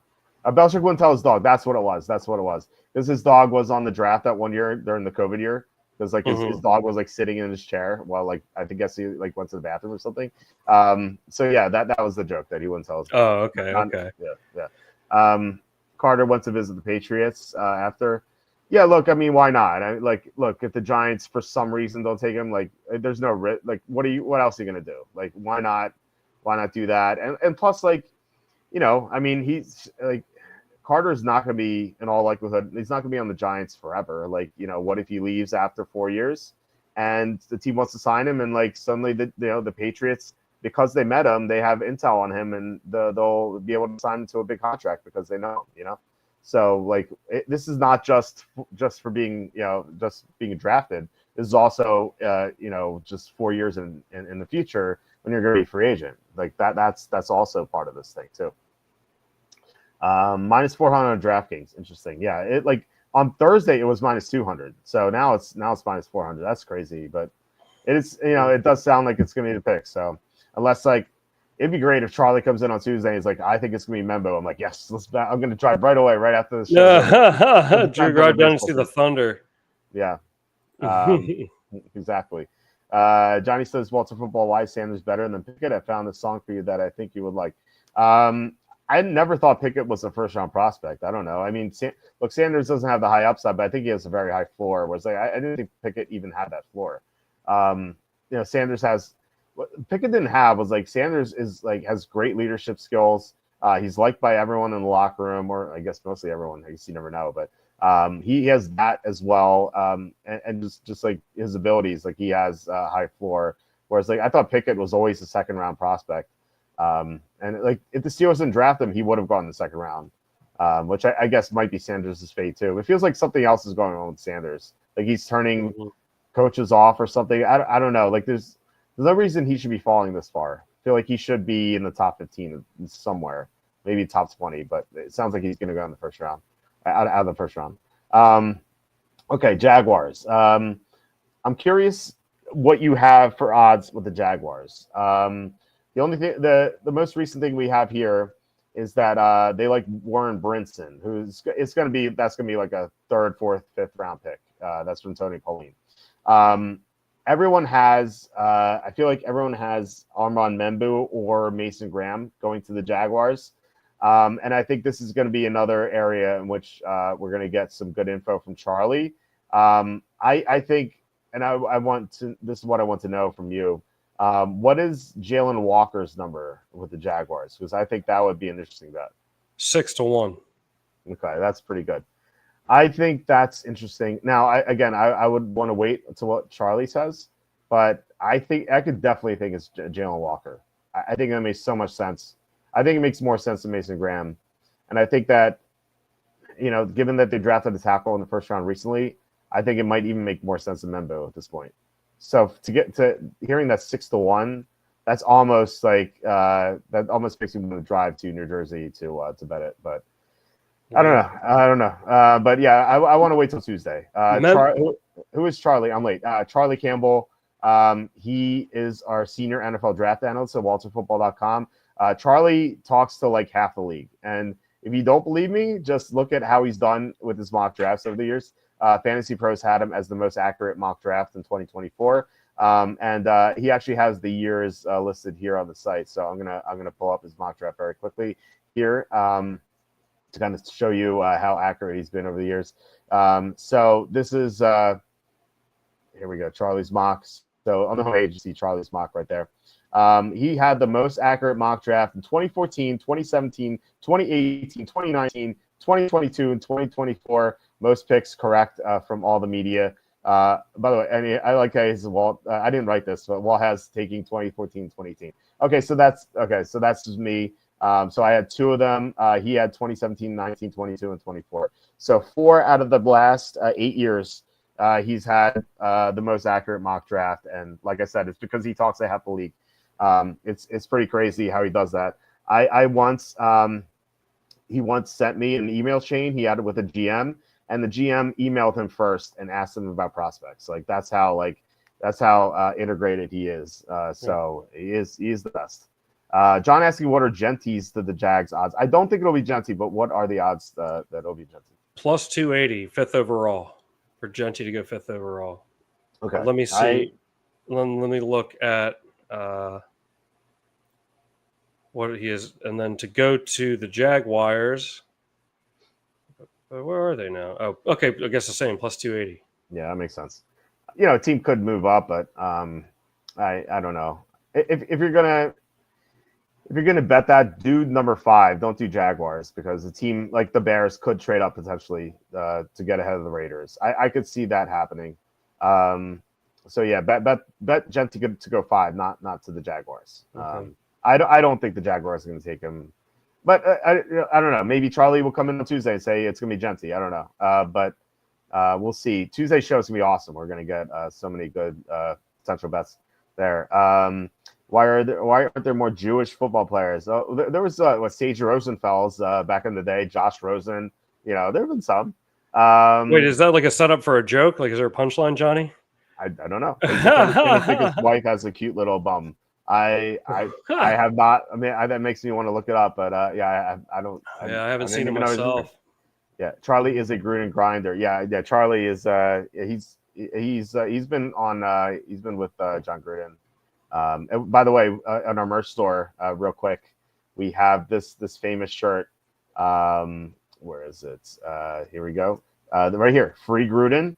We actually sent that to John Gruden, and I know he had the shirt and he liked it, so that was pretty funny that we just sent it to him. Anyway, let's get back to the rumors. Unless we have some other comments, there are no skipping the helmet. Is that why Josh Rosen didn't pan out? So Timmy says, how much do you like Kenneth Grant 10th overall for 3-1? And how about Genty be drafted by the Denver 20-1? I love the Genty to Denver 20-1 because I'll get into this a little bit. Well, maybe get into this now with Denver's pick. I get the feeling that Denver is going to make a push to trade up for Genty if he gets past the Raiders. Let's just say I don't think they're going to go from 20 to 5, but if he gets past the Raiders, I think they could trade from 20 to 9 or 20 to 8. And it doesn't cost that much. I actually asked Grok, I'm like, according to the trade value chart, how much would it cost the Broncos to move 20 to 9? And it said it would cost them, obviously, the 20th pick. It would cost them the 2nd rounder this year and a 3rd rounder next year. And I think that's if they are like huge believers in Genty and they believe that like he would make Bo Nix better, he would make the entire offense better, he would be a great running back in the NFL. You know, there's a certain belief you should never draft a running back in the 1st round, unless they're like an elite player like Saquon Barkley or McCaffrey. If the Broncos think Genty is in that category, then like a second this year and a 3rd rounder next year, that's very reasonable. So I think that I think they're going to try to do it. Now, will the Saints and Panthers accept the deal? I don't know. But they're, maybe the Bears move ahead of them too. I could see that happening, or the Cowboys. But like I said, I'd be shocked if like the Broncos don't actually start calling the Panthers or Saints trying to move up. But like I said, it would require the Raiders to pass the Genty, so I don't see that happening until draft day. Wow, yeah, that 20-1 for him to go to Denver. Yeah. I like it. It's intriguing. It's intriguing. I might bet it. I'm not going to be a big amount because like he may not get past the Raiders and. Maybe a trade doesn't get done, but like they are going to push for it, and I know that they will. I know that they like Genty a lot, so I think that it would happen. And running backs like their only running back and receiver too are like their only positions of need. So I think that they will do it. I think they'll get it done. I hope my Raiders don't pick Genty. I get it. I get it. You could get Judkins or Henderson in round 2. I think that's just fine. I wouldn't take him. I wouldn't take a running back 6th overall. See, Jets always do something crazy. Yeah, well, we'll see. We'll see. I'm sure going to be on Scott Mason's show, Play Like a Jet, and he's gonna be asking me about it, and I'll be like, well, I don't. I wish I could make you feel better, but I can't. As far as Grant 10th overall, I that's not based on any info, so I wouldn't do it. At least not yet. Will Harmon be around for the Steelers at 21? Man, I think the Cardinals like Harmon, but for them to take him, it would require some guys to be off the board. I know a lot of teams like Harmon from like 16 to 24, so I think it's 50-50 that he's going to be there. I think he will be the pick if he's there for Pittsburgh, but it really depends if someone else takes him or not. Gruden YouTube channel is one of the best ones. Yeah, besides this one, thank you, John. I haven't gotten a chance to like really watch it, but I mean, he was always great when he had that quarterback thing on ESPN. Okay, 30-1 for Grant. I'm like, okay, I was like 3-1 doesn't sound great. 30-1's worth a shot, not like a crazy shot. I'd rather bet Genty 20-1 than this 31, but I think you can make that bet. Will transgender narratives be the NFL theme this year? Probably not. I think they'd have to read the room. I don't think so. No, this is not soccer. I want to see where Scatabo goes. Probably late second, early third is my guess. Is Will Johnson really falling behind Jahdae Barron? I still wouldn't mind Johnson at 6. I'm not hearing that he is, but I don't think it's not like set in stone that the Raiders are going to take him. Let's go to the Raiders pick. So Jonathan Jones from CBS says many around the league believe the Raiders are falling in love with Ashton Genty. I don't know if I buy that. I think that's smoke, as we talked about before. And this is not like a Raider source. This is like many around the league. Like people in the league don't know what the other teams are going to do. Like I find that like very fascinating. They have no clue. I once asked. I don't know how to put this.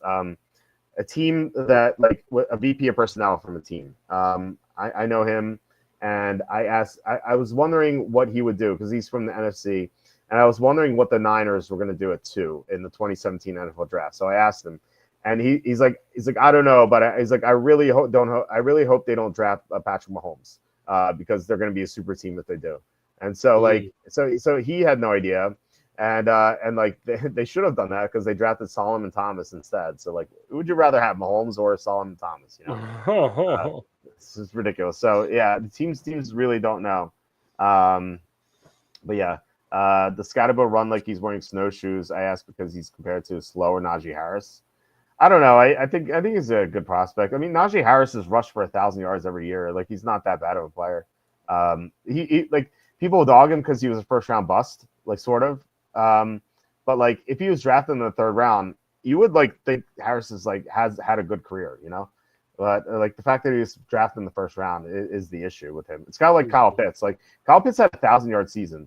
Like people think he sucks because he's 4th overall, but if he was drafted like 24th overall, people would be like, okay, Kyle Pitts has been decent, He's just disappointed. All right, so we go to the Jets here.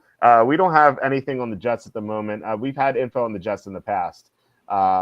So hopefully we get something this year. Tony Pauline wrote that the Jets, Bears, and Colts are 3 teams. Tyler Warren is focusing on impressing. So I could see Tyler Warren maybe being the pick here. I think it might be Armand Membu if he makes it past the Raiders, which I'm kind of starting to doubt. I've had Mason Graham going here. I think that makes so much sense. But at the moment we don't have any like source info on the Jets, but that could change on Tuesday, as I said with Charlie. Pick 8. Charlie said Michael Williams and Shamar Stewart are in play for them. I'd be shocked if Jalen Walker makes it past the Panthers, but everyone has Jalen Walker going to the Panthers in their mock drafts. I think people are going to be surprised that he's not on the board. So that's going to like make a lot of these picks wrong. So I currently have them taking Walker. I think I'm not going to have Walker available in my next update, but we'll see. That's something I'm going to decide. But I'm getting the sense that Walker is not going to be available at 8. Which if that happens, I think it's like then Mason Graham. I was like, Joe Person's a great Panthers reporter. I was kind of like listening to what he was saying. He was talking about Mason Graham as well. And I'm like, what if he's not there? So it might be Michael Williams or Tyler Warren. Tyler Warren, he mentioned that too. I could see Warren going to the Panthers at 8, or he mentioned trading down. So that kind of like gave me an idea that like maybe the Panthers or Saints are going to be very interested to trade down with the Broncos, because the Broncos would want to jump ahead of the Bears. Or who knows, maybe the Bears jump from 10 to 8 to make sure they get him. So I could see that happening. I think some team is trading up for Genty. All right. So 9, Nick Underhill says if the Saints draft the quarterback, it'll be with the 40th pick instead of the 9th, which is significant because Todd McShay in his mock draft has the Saints drafting Jackson Dart at 9, which I was shocked to see. Now, like we've had some very strange picks over the years, and this wouldn't be the strangest one, but like it would be a million for me just because like you could probably get Dart at 40 and not 9. Like what are you doing? Like it'd be so irresponsible. I think the Saints are definitely a candidate to trade down. If they don't, I really like Shamar Stewart to them because he fits like the profile of what they draft all the time. Like these high upside edge rushers, great athleticism, not necessarily like good college production, but like that's what they drafted over the years. Do you have anything on the Saints, like from like Shamar Stewart or anyone else? Like I'm sure like we went over Shedeur Sanders, but like what about Shamar Stewart going to the Saints? Do you have anything like that? Let me see. Okay. All right. While you look that up. Wait, what pick number do they have? 9. Because there's limited. Yeah, because what I'm looking at it on mybookie.ag is it only has like the top 5 picks. Like you can't go beyond 5 yet. They had more on there before. It'll be there before. You know, a lot of books don't release this stuff until. Yeah, that's true. So while you look that up, Johnny says Steelers probably going to draft the first round defensive tackle. Cam getting old, and they were poor against the run. Yeah, I think it'll be defensive tackle too. I think Harmon would be the pick. Maybe if Kenneth Grant falls, I think he could be a possibility too. McShay's always loved Dart. I doubt that happens. Yeah, I don't think so. Maybe he's just trying to pump up his guy. Like, you know, some of these draft analysts are friends with their agents and stuff like that. Like sometimes you do the agents a favor. So yeah, I mean, you see that from time to time. The over-under from Scatterbo has moved from 130 to 112. 130 is way too high. I would have loved to bet the under there. That still seems a little high. John says, poor Nick Chubb, sad that a team won't take a chance on him. I think they're waiting until the draft is over. You know, you have J.K. Dobbins as a free agent, Amari Cooper as a free agent. Like, there's so many, like, older players who are available. And I think, like, teams are just waiting until the draft to be over because, like, you know, any team that wants a receiver and doesn't get one, they're probably going to make a run at Cooper for like 1 year. Same with running back. Like, there's so many good running backs. Like, why sign Chubb now or Dobbins now? Like, what if you don't get the running back you want? Then you sign one of those guys. So there's no reason to pull the trigger yet on like an old or injured player. You know. So do you have anything on that or? No, unfortunately not. I've got once we get through this, I have some other props I wanted to talk to you about too. Don't let me forget because you know how my brain works. Okay, all right. Bears. I think they like Genty. I have nothing like there's no intel on that, but it wouldn't surprise me if they trade up for him. If he's there, I think the Bears take him. If he's not there, I'm thinking like Tyler Warren, although he might go to Carolina. So I think Warren probably goes like Panthers or Bears at this point. Maybe the Colts, but we know that we like Tyler Booker. The Niners, nothing much here. Matt Barrows says they'll draft a running back at some point. He covers the Niners for the Athletic.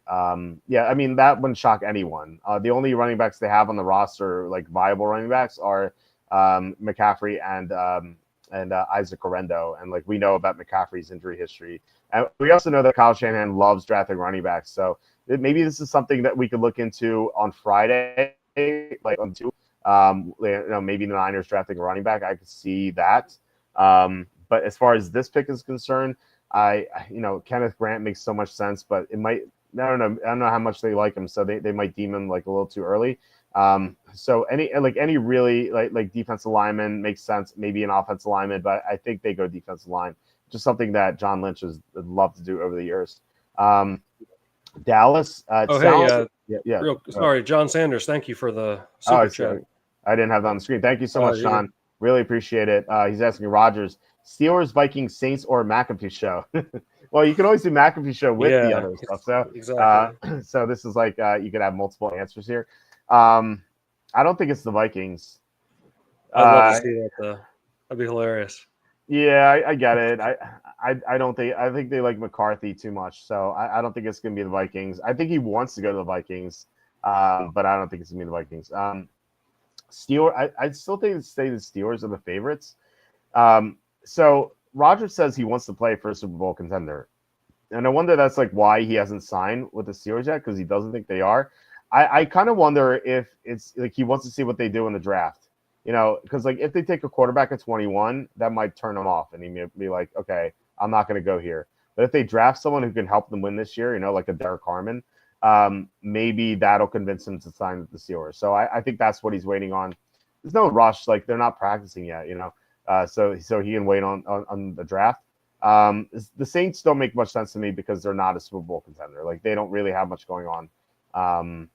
So yeah, I would say in order, I would say Steelers, Saints, and Vikings. But like I said, McAfee show, you can do that regardless. So John, thank you so much for the super chat. Really appreciate it. Tony Dungy thinks the Steelers should draft Dylan Gabriel first round. Oh my God, that would be horrible. That would be one of the worst picks of all time, I think. It says he reminds him of Bonix. No, he's so small. Come on. Maybe fifth round for Dylan Gabriel. I don't even think I'm in my mock draft. Maybe I'm wrong. Do I have? I have my Excel open. I can look very quickly. I do not have Dylan Gabriel drafted in 7 rounds.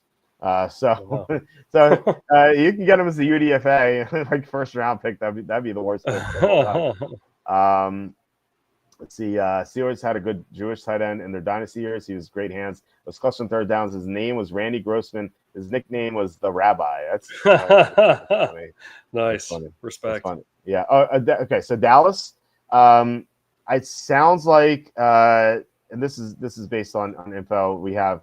Unless Gentry's here, if Gentry's not on the board, which I don't think is gonna be the case, and I don't know if they're gonna trade up for him, but I think they go McMillan, Terodoro McMillan. Like people are talking about McMillan dropping. I don't think he's gonna drop. I think McMillan's the pick. If he's for some reason he's not there, I think it would be Matthew Golden. I think they go running back or receiver. Like they're desperate for offensive playmakers, and so I think they go receiver. Assuming Gentry's not here. So if they go McMillan here in the second round, I think they go running back. I think that's Dallas's plan at the moment. Do we have? I'm going to ask you if we have anything on Dallas, but I imagine it's the same. Yeah, well, wide receiver to draft a wide receiver minus 117 to draft a running back plus 800 for Dallas. First drafted player.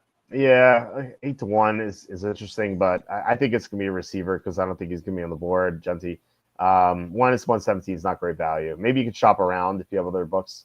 That's where I would go right now. Miami. I don't have any info on that, but like they have so many needs. It's insane. Like this team is terrible.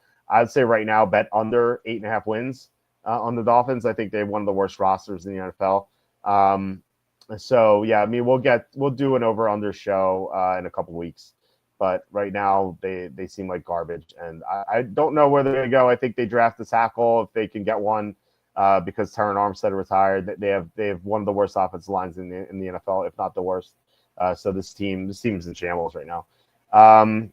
Colts, I think it's going to be Tyler Booker based on old info, but hopefully Charlie gives us something new. I think this might be a pick where you get something for Charlie on Tuesday. So right now, let's say Tyler Booker, but Tyler Warren could be the pick too. So either way, they draft a guy named Tyler. So Falcons, I think we're going to get some info on the Falcons. The people who know that very well. We've had some good Falcons intel from the couple of years, not just Bijan, but also Penix. This is gonna be another pick where we get info. Right now, I think I would say Michael Williams is the favorite here, but this could definitely change in the coming days. So just make sure you stay tuned on Tuesday or Wednesday. Cardinals. So I talked to Cardinal source today actually. And so I was told, if Will Johnson's here, he's the pick. If Michael Williams is here, if Johnson's taken, then he would be the pick. Otherwise, they like defensive linemen. They like Derek Harmon, Walter Nolan, and who's the other one? Kenneth Grant. So it's those three. And I think Harmon was the favorite out of those three, which is why I was saying before that I think like there's a decent chance Harmon's not on the board. But you know what? I mean, Will Johnson could fall. He didn't have a great workout, so he could fall to Arizona, and Arizona would love to take him. Michael Williams could be available. He could be the pick. So we'll have to see. But it's always tough to project. Like even if you know who a team likes, it's tough to project. Like once you get out of the top 10, because you just don't know who's going to be available. But that's what we have with Arizona right now. Cincinnati will have info on, but not yet. So Tony Pauline wrote that the Bengals are expected to draft an edge rusher at 17 and then trade Trey Henderson. I'm hearing now that the Bengals are confident that they can re-sign Hendrickson. So that may not be the case anymore. So that's something to look out for if you think that they're going to go edge rusher here. They think that they can get a Hendrickson. Unless I think they want a second-round pick for him, they would not take a third. I was told that, so they don't like. They would need at least a second for Henderson if they trade him. But I think they're confident that they're going to re-sign him. Seattle, Tony Pauline said people I've spoken to think it's going to be Gray Zabel. So this could be kind of like that Jonathan Jones rumor that we had earlier, where like people around the league thought it was going to be something, but necessarily not. So like Tony might have talked to like, I don't know who he talked to, but maybe he talked to like other teams or something that they think it's going to be Zabel, but like that's not necessarily going to be true. So I don't know, but like Zabel makes a lot of sense. They have severe offensive line issues, like almost as bad as Miami's. They at least have a left tackle, but they have big problems. So Zabel would solve a lot of them. I think if Tyler Warren's available, if this is like his floor. But like if he's not, offensive line just makes so much sense. Let me Tampa, see what. What'd you say? Let me see what the odds are for Seattle. Yeah, they're minus 125 to draft a lineman, O-line. Yeah, that makes sense. I wouldn't bet it unless like we hear something. Amber says I secretly think Raiders might take T-Mac might be too high. I haven't heard anything about T-Mac to the Raiders. I've heard Membu and Will Johnson as the possibilities at the moment, but we'll have to see. So hopefully we get something. Is there a Cole Strange of this draft player you have way lower that you think is going to fit to a particular team? So that's the thing. Like a Cole Strange pick, like you can't telegraph because that came out of nowhere. Like if you're telegraphing a guy in the first round, you at least like think he has a chance. Like no one thought Cole Strange had a chance to go in the first round, except for the Patriots apparently.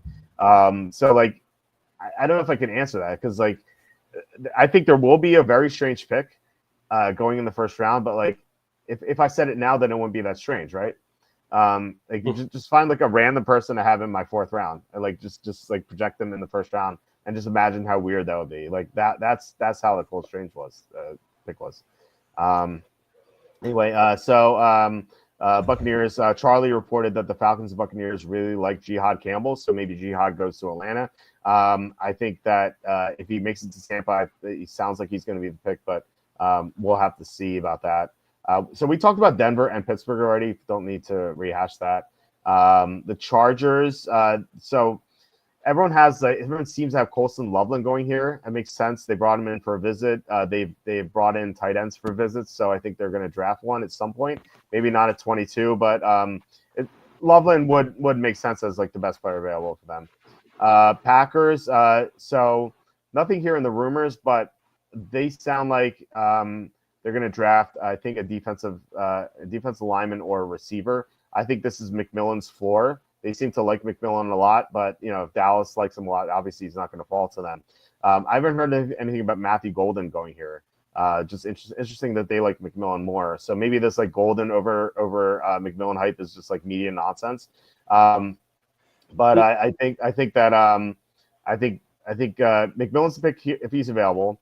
Otherwise, defensive tackle like Harmon. I don't think Harmon's going to be here, but he would be the pick if available. I think Landon Jackson, they like him too, so he could be the pick too. So It really depends on who's available. So, like I said, it's tough to project who's going to be available and stuff. But I like I said, I think defensive lineman or receiver to the Packers. Well, this is one of the ones. I'm sorry. No, go ahead. Go ahead. Now, this is one that I wanted to talk to you about. So, Green Bay, what I'm seeing to draft position, first drafted player, defensive line is even money. Wide receiver is 6-1. Green Bay. Okay. I mean, yeah. What do you think of that 6-1? If you told me that a day ago, like 24 hours ago, I would have liked that a lot. But I'm like I just found out from Dallas today. I think that they like McMillan a lot. So I don't see McMillan falling there. And like I said, I haven't heard anything about Golden to them. So the thing with Green Bay is like they've telegraphed their picks a lot with the top 30 visits. And so that's something that we can pull up and like kind of see who they met with and try to figure out who they could draft. So we have this on the site here. And this is really valuable for like betting the draft. So I would recommend looking at this, the draft process visits tracker. So we're looking at this legend here. It says T30. That's the top 30 private visit, which is very important for most teams. So let me actually let me highlight that. So they're all in yellow, as you can see on the screen here. So let's go to Green Bay, and so let's look at all their T30 visits. So Jacob Beyer, he's not a first-round pick. Anthony Belton's not a first-round pick. Isaiah Bond, well, we know what happened with him with the sexual assault allegation. Dalton Cooper, not a first-round pick. Emeka Egbuka, so that's interesting. So if I don't know if they like him enough in the first round, there might be better prospects. So Egbuka is someone we could talk about. Okay, Matthew Golden. I was wrong. I guess like I misremembered. Matthew Golden was the top 30 visit, so he could certainly be the pick. I'd imagine that he would be viewed as a higher prospect than Egbuka. So I would say at this point, I would say Golden is the favorite here, and he would provide the speed that they would be missing without Christian Watson. Torrey Horton's not a first round pick. Jason Marshall's not a first round pick. Tyrone McMillan. Here we go. Like I said, if he's available here, I think they take him. Walter Nolan, he could definitely be the pick. Whether it's Nolan or Golden is anyone's guess, I guess. But I would think that Golden is ahead of Nolan, but I could be wrong about that. We have James Pierce, maybe. He has character issues. Maybe they brought him in for that reason. Asa Pohl is not a first-round pick. Siobhan Ravel is a first-round prospect. I would think he's behind Golden and Nolan, though. Elijah Roberts, not a first-round pick. TJ Sanders, probably second round. Josh Simmons, that's probably a medical check, but definitely possible. Shamar Stewart, that kind of profiles of what the Packers have drafted. Now, I think that Shamar Stewart, I have him off the board because I'm going to New Orleans, but if Shamar Stewart falls to the Packers, I think they would definitely consider him. So I think that's very possible. I don't know if they take him over Nolan or Golden. I think it's very close. And then we have Michael Williams too. So I don't think he's going to get there. John Williams is not a first-round prospect. So for the Packers, if Tyrone McMillan is not there, I think their pick comes down to Matthew Golden, Walter Nolan, and Shamar Stewart at the moment. So what does that say for the odds? Do you know? Well, yeah, put 2-1 or put 2 units rather on defensive line edge. That's even money, and put 1 unit on wide receiver, 6-1. Okay, nice. Maybe There we go. I think that makes sense. So yeah, we could definitely do something about that. Yeah, Luther Burden might fall in the first round. I'm getting the sense of that too. I think he's like 50-50 to go first round at this point. Packers finally drafting first round since they're hosting. I think so. I think they finally break the trend. I think they kind of need to. Like their offense fell apart when Watson got hurt last year. And like Watson's not even that great, but like they missed the speed element when he was gone, and like they're not going to have that this year with the torn ACL. So like they know like their Super Bowl window is not going to be like it's not going to be open that long. So I think they know they have to go receiver. Bryce says, you know what? Egbuka is also in that category too. I put him fourth out of all those guys, but he needs to be in there. Bryce says, what's up, Walt and Quacky? Walt, you nailed the Nate Wiggins pick for Baltimore last year. Who's on the Baltimore radar this year? Well, let's get to Baltimore right now. We can jump ahead a couple of picks here and then come back just because we got asked the question. So let's go back to this page. For Baltimore, we have no reported rumors, but I know that Baltimore is another team I know likes Derek Harmon a lot. That's why I'm thinking like Harmon just seems unlikely to fall that far. If Harmon's on the board, I think they take him. But otherwise, I kind of get the sense that they're going to go front seven, unless like a player who like unexpectedly falls to them, like a Malachi Starks, for example. Like if he falls to Baltimore, I think they take him. So that would allow them to play. Just like go back to what they had earlier in the year, which it didn't work because what happened basically was Marcus Williams is so terrible at safety that they had to put Kyle Hamilton back into the secondary when they had him at linebacker early in the year. But if they get a talented safety, they can keep Kyle Hamilton a linebacker. So I think that would be their plan if Starks is available, or Emanawari, which I don't think he's going to fall that far. But at the moment, like I said, I think they go defensive line. Is there a sharps angle in the draft? Charlie is the sharp. That's the angle. He is like whatever Charlie says, just bet. Like he is the sharp better for the draft. I don't know of any other sharps, but like Charlie has all the info. So, hey, I wanted to ask you too. Oh, sorry, if I don't want to jump topics or interrupt you if you're still going on the Ravens. Well, we just had this comment. Mooch says, "I'm a Baltimore fan. Remember you mocking them, Torrey Smith and Titus Young, getting excited for the draft." That was a while ago. Thank you so much for following for so long. Hey, I got into a spat with Torrey Smith on Twitter, so that was fun too. Wow. Yeah. So you in Baltimore. So what are you gonna say?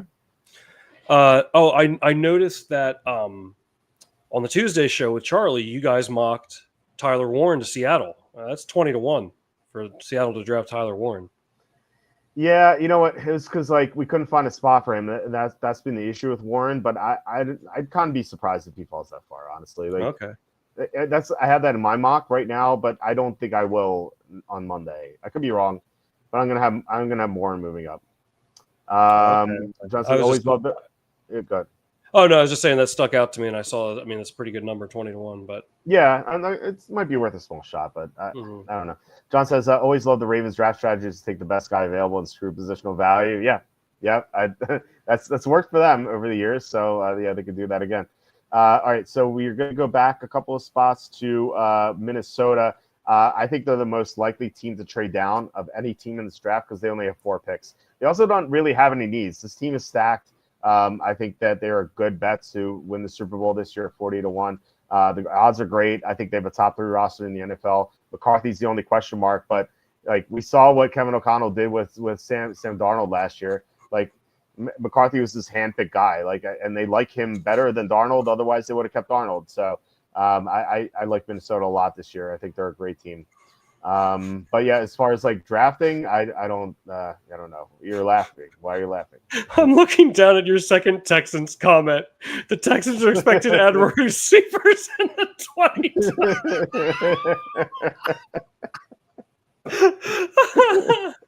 It's like you don't care, man. I love it. It's so great. Look, it's not the most. It's not like a Pulitzer Prize winning report there by DJ Bien Amy. Yeah, the Titans are going to draft a quarterback this year. Report that. Breaking news. They have no receivers outside of Nico Collins and maybe Christian Kirk. Yeah, I just love that you still decided to include it. Yeah, I saw that. I said that aloud, and I'm like, that'd be funny to write. Yeah. Oh. Aaron Wilson.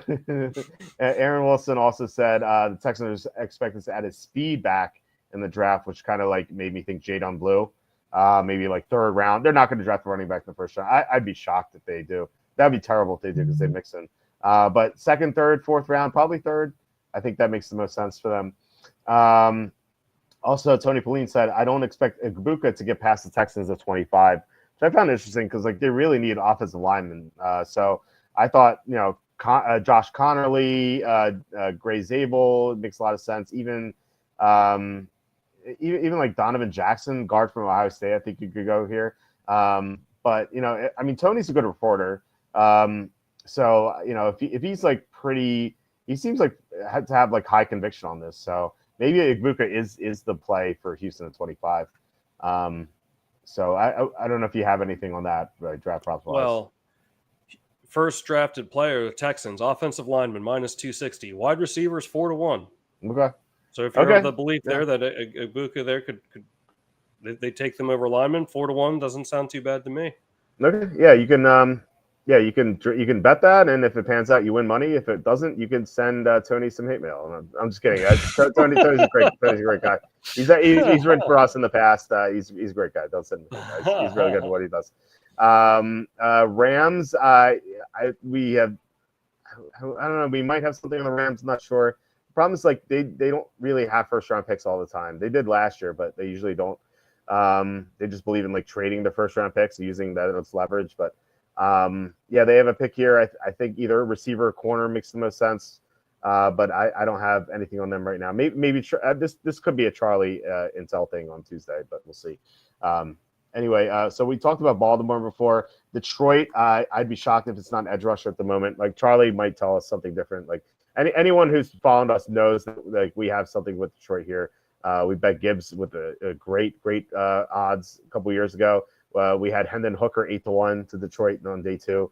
And then last year they loved Arnold. They didn't think Terran Arnold would fall to them, but they did. And like that's part of the thing is like you might know what a team might do, but like or wants to do, but like they don't know who's gonna be available at 28. So right now I would say one of the Ohio State edge rushers, JT Tuamalo or Jack Sawyer. So one of them, I think Tuamalo would be the pick right now, but there could be someone they love, but they don't think it's going to fall to them, and then he does, and they draft him, and that screws everything up. So it's just so hard to project in the 20s, you know. So 29, the Redskins have said that, or they've been reported as saying that they would need an every down back. I don't necessarily think they take one at 29. I've been listening to a lot of what their beat writers are saying, and it sounds like they're pretty convinced that they're going to try to take an edge rusher, maybe like a Donovan Ezaraku at the spot, and then just like draft a running back on day 2. Like I know Baishal Tootin, running back, said that he's got the most interest from the Redskins. Like he had multiple meetings with them and then a virtual meeting, so like they've shown a lot of interest in him. So maybe on day 2 we could probably figure something out there. But right now I think it's going to be defensive line edge rusher for Washington. 30 with Buffalo, not much here. We know that they need a cornerback. They just signed Tre'Davious White, which actually like makes me think that they are going to draft a cornerback, and like he's just insurance, just in case like none of the cornerbacks they like fall to them, which could happen conceivably. But I think it's going to be a corner. But you know, if a great player falls to them, like a Malachi Starr, so usually they don't take like safety or like linebacker in the first round or guard, but like they might think he's just way too good to pass up on. But I think it's going to be a corner, you know, like a Siobhan Ravel or Maxwell Harrison or Trey Amos, like someone like that, like an outside corner. I think that it just makes so much sense for them. Kansas City and Philly. Kansas City, they need offensive line help. We know that. So I think they go offensive or defensive line, which Andy Reid just has done all the time. So just mock them or bet the best offensive lineman and defensive lineman available. Same thing with the Eagles. We know they love to address the trenches. I've seen some speculation they might take a safety. It's like same thing as the Bills. Like the Eagles usually don't like to draft positions like that in the first round, but like Malachi Starr could just be like too good to pass up on. But I think otherwise, like a tackle makes so much sense because Lane Johnson's 36, I think, at this point. And if Josh Simmons is here, that makes so much sense because they could have him like take a redshirt year, and then next year or the year after when Lane Johnson retires, they could just plug him in. So yeah, we just went through all the teams. We have a couple questions, and Tom, if you have any draft props, you just prepare them. Timmy says, are you betting total quarterbacks drafted first round under 2.5 at plus 300? Under 2.5 plus 300 is interesting. I think I have interest in that. I wouldn't bet like a high amount on it unless like, you know, I hear something from Charlie on Tuesday. We'll get into everything draft prop related on Tuesday. But right now I would bet it, but not like a huge amount. John says I guarantee it's D-line. Okay, I can see that too. Mooch says, are there any Michigan men that would fit the Chargers? Colson Loveland is definitely the best fit. I think Kenneth Grant makes sense too. Like he could. I've seen him go all over the place. I've seen him as high as like 10, which I guess I put in 10. But like Charlie had him that high too. I've seen him at 32. I can't remember which mock draft it was. It might have been Daniel Jeremiah's mock draft. I'm not sure. But I did see like a prominent mock drafter put him at 32. So if he's there at 22 and the Chargers do need a defensive tackle, I think he makes a lot of sense too. All right. So what do you have, Tom? What do I have? We're talking about Buffalo Bills defensive line, first drafted player, minus 112. Okay. And then what else were we just looking at? I've already. Well, you said you had some draft props to ask me. One of them was the Packers. That's Okay. 6-1 for the receiver. I don't know. You're talking me into that here. Yeah, I like that. I think Packers receiver or defensive line / edge. I like that the most. Mooch saying Chip Kelly might need some skill guys to fit his offense. Yeah, Judkins or Henderson around too. I think that makes so much sense. I probably Henderson at this point, but it could be Judkins. Okay, so what else do you have? I think that's about it. Okay. For the ones that Tyler Warren one as well at 21 to Seattle. I don't know. Maybe. I think if the Panthers once they're on the clock and they can't get Jalen Walker, I think they try to trade down. But unless it's Denver or Chicago moving up for Gentry, I don't know who else will move up. So they might be stuck into taking Warren if Mason Graham's not there. Like for the Panthers right now, just based on what Joe Person was saying, he's predicted the draft extremely well. It sounds like Jalen Walker 1, Mason Graham 2, Tyler Warren 3. And I personally, I haven't think Michael Williams is in there, but he didn't talk about him. So, and he mentioned trade down with Warren. So if for example, Chicago was to move up from 10 to 8, just make sure that they get Gentry. It's just kind of box Denver out from getting him. You see that from time to time, like the Niners moved up for Solomon. The Bears moved up for Trubisky, even though there was no the team they traded with wasn't going to take him, So if the you can see that Chicago moving from 10 to 8, and then the Panthers getting Warren at 10, and the Bears getting Gentry at 8, or like I said before, I really in my mock draft I think I'm going to mock Gentry to Denver, just having Denver trade up to 9. I really think Denver makes the move there. So we had Gentry 20 to 1 to go to Denver. I think that's definitely worth betting because they're gonna try like hell to move up for him. If he makes past the Raiders, I'll say that. They're not gonna move to 5, but they can move to 8 or 9, Mooch says I'm placing Sanders in San Francisco 60 to 1. Thank you, Quack. Well, just hit us with the super chat if it comes through, huh? Exactly. Break us off. I appreciate you, man. Thanks for joining. Yeah. Quacky will get the entire super chat if that thing happens. Anything else draft related before we move on to the last thing, which would be golf hedges? Yeah, let's hit the golf. Jeez, we've been over 2 hours already. This just flew by, man. It felt like a half hour, really. Yeah, it really did. Yeah, let's get to the golf. Okay, so we had an interesting day today on the golf course. We had Scotty Scheffler missing almost every putt. It was so frustrating. Siwoo Kim is in first place at 15 under. He was a machine today. He only missed one putt. This guy was automatic every time. He's 5 under today. I think he was 7 under yesterday. This guy has been awesome. Which kind of makes me want to fade him. Siwoo Kim's is he a good golfer? He's had success in the past. Look at this Pentagon. It's not very convincing. He's a good irons player, but this year, let's look at this year. His best finish was 12th. And he missed the cut the past 2 times. His putting has been down this year, but his putting has been great so far.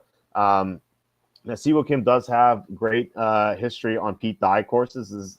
The RBC Heritage at Hilton Head is a Pete Dye course, so it would make sense to see Siwoo Kim is putting better here because he does have that history. But man, guys like Justin Thomas is such a better golfer.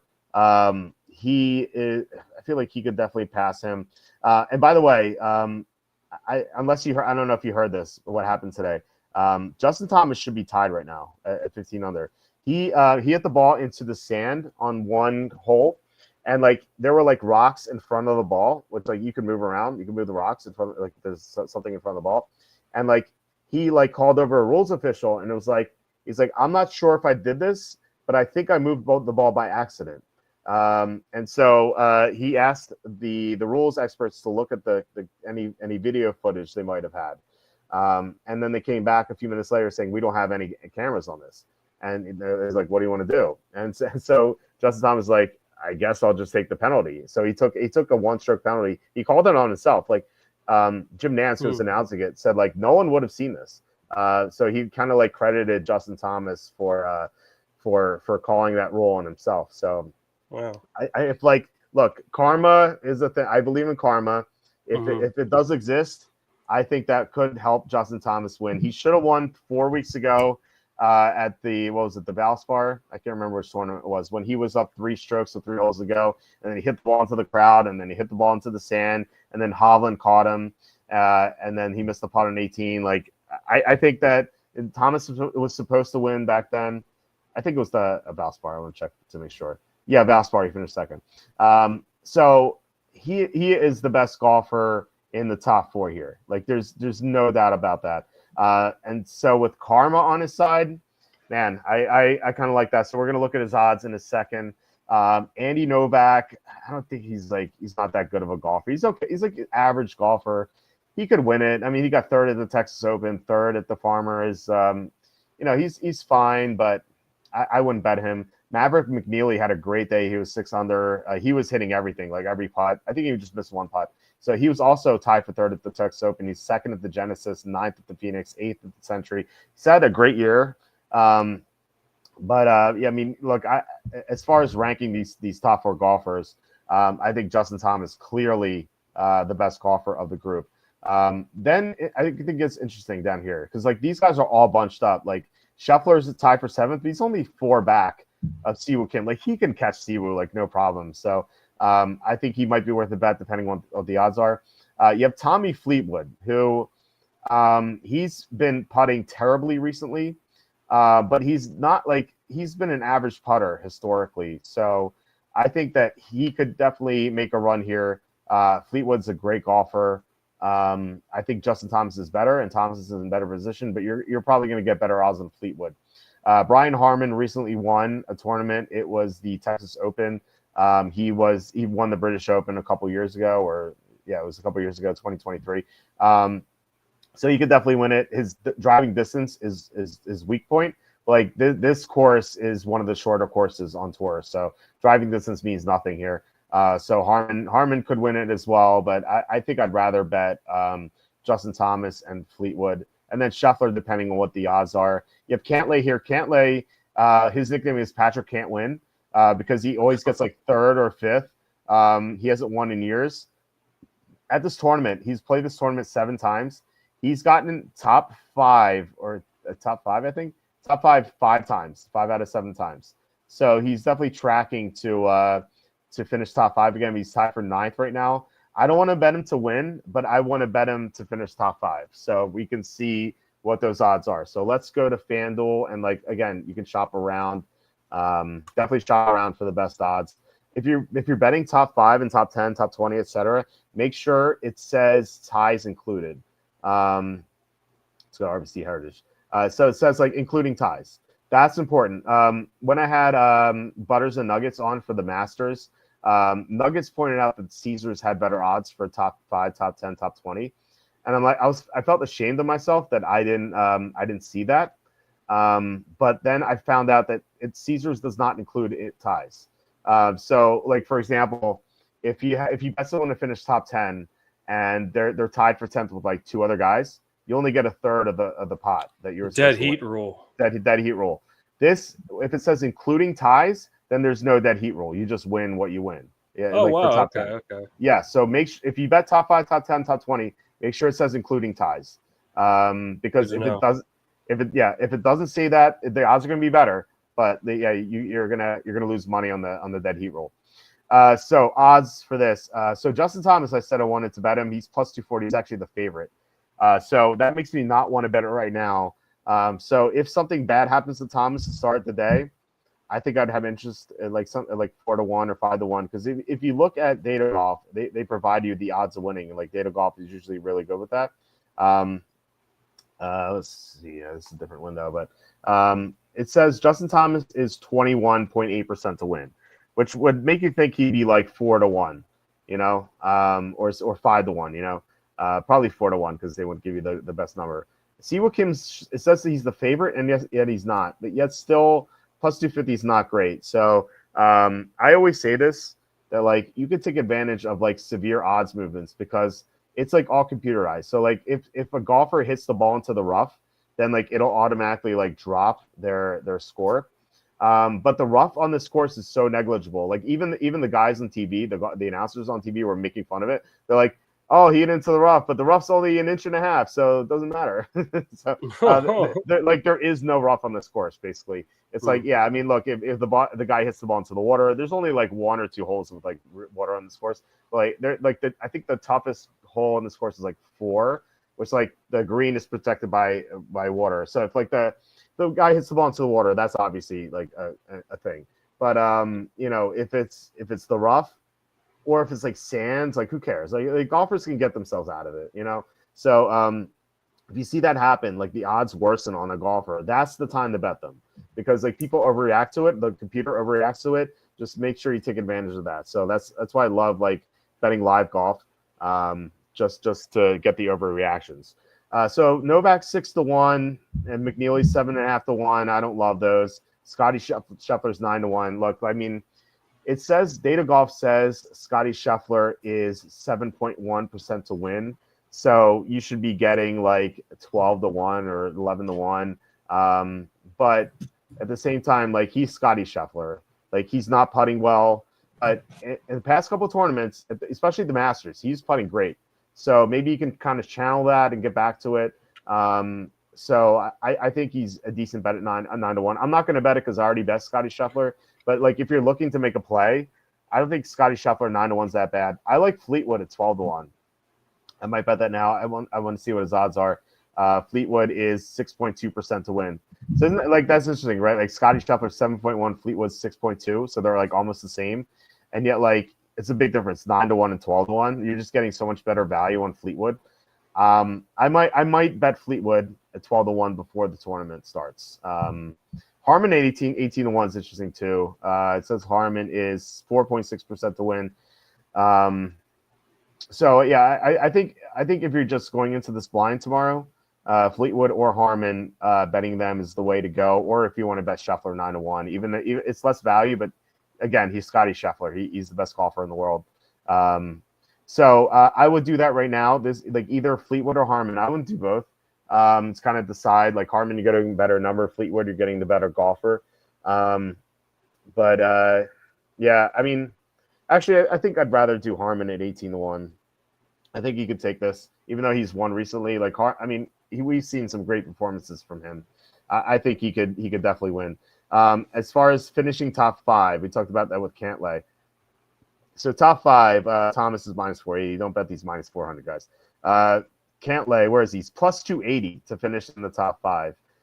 Data Golf has him in the top 5 at 24.5%. So you would expect a slightly worse than 4-1, maybe like a plus 350 or something. So again, this is not like they're not going to give you like great value, but you know, 280 to 350 is like it's kind of close.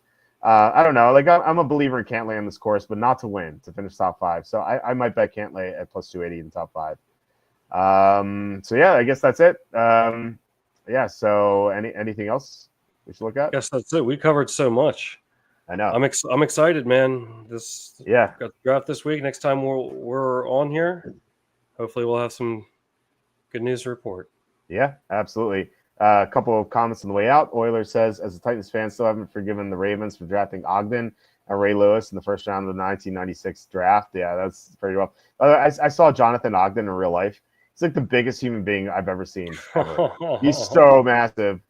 Charlie and I saw him. We were at the same media event that he was, and Charlie said something funny. He's like, Walt. He's like put like a bag of chips or something behind Ogden on the on a table, and he's like run around him and get the chips and say that you beat Jonathan Ogden. Then he like put me in the ball and like tossed me out of the building. This guy, I'm not joking. He was mad. This guy was like a giant. Like he was so Wow. huge. Yeah. Mikey says, question about the draft. I don't think you put a grade on Akeem about draft. I don't think you put a grade on Akeem Davis, Gaither, Cardinals 2 years, 11 million. Thinking any chance Cardinals would go Jihad Campbell over these defensive tackles mentioned earlier, signed Calais Campbell. Calais Campbell is not going to affect their draft plans because he's so old and it's 1 year. I think it's, obviously like Calais Campbell is going to help them this year. But he is not. I think he's more of it like sort of an insurance policy, like the fact that like whenever you see a team sign a player for 1 year, like I think that kind of telegraphs what they want in the draft. Like so many times this happens where a team signs a player and then they draft the player at the same position. It's all the time.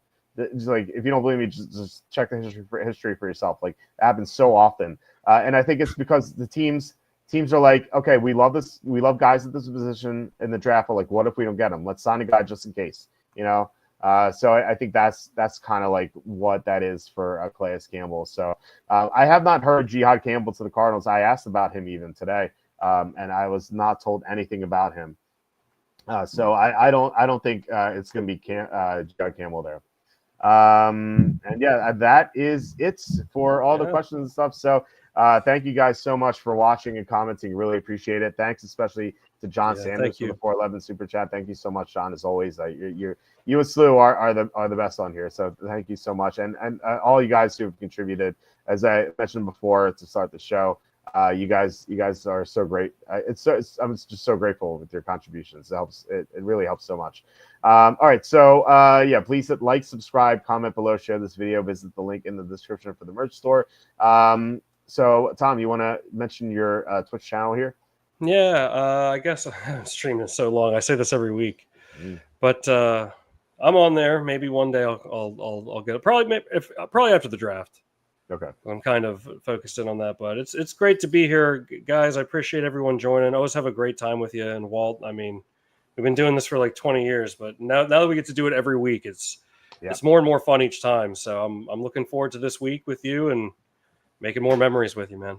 I know. I can't wait. So next week, as I said before, Tuesday, Wednesday, Thursday shows. No show on Saturday because I'm going to be dead from day 3. That wipes me out. Plus, I'd have to do team grades too. So I'm probably going to like pass out on the couch at some point and then like wake up and do team grades. Like it's just like running on fumes at that point.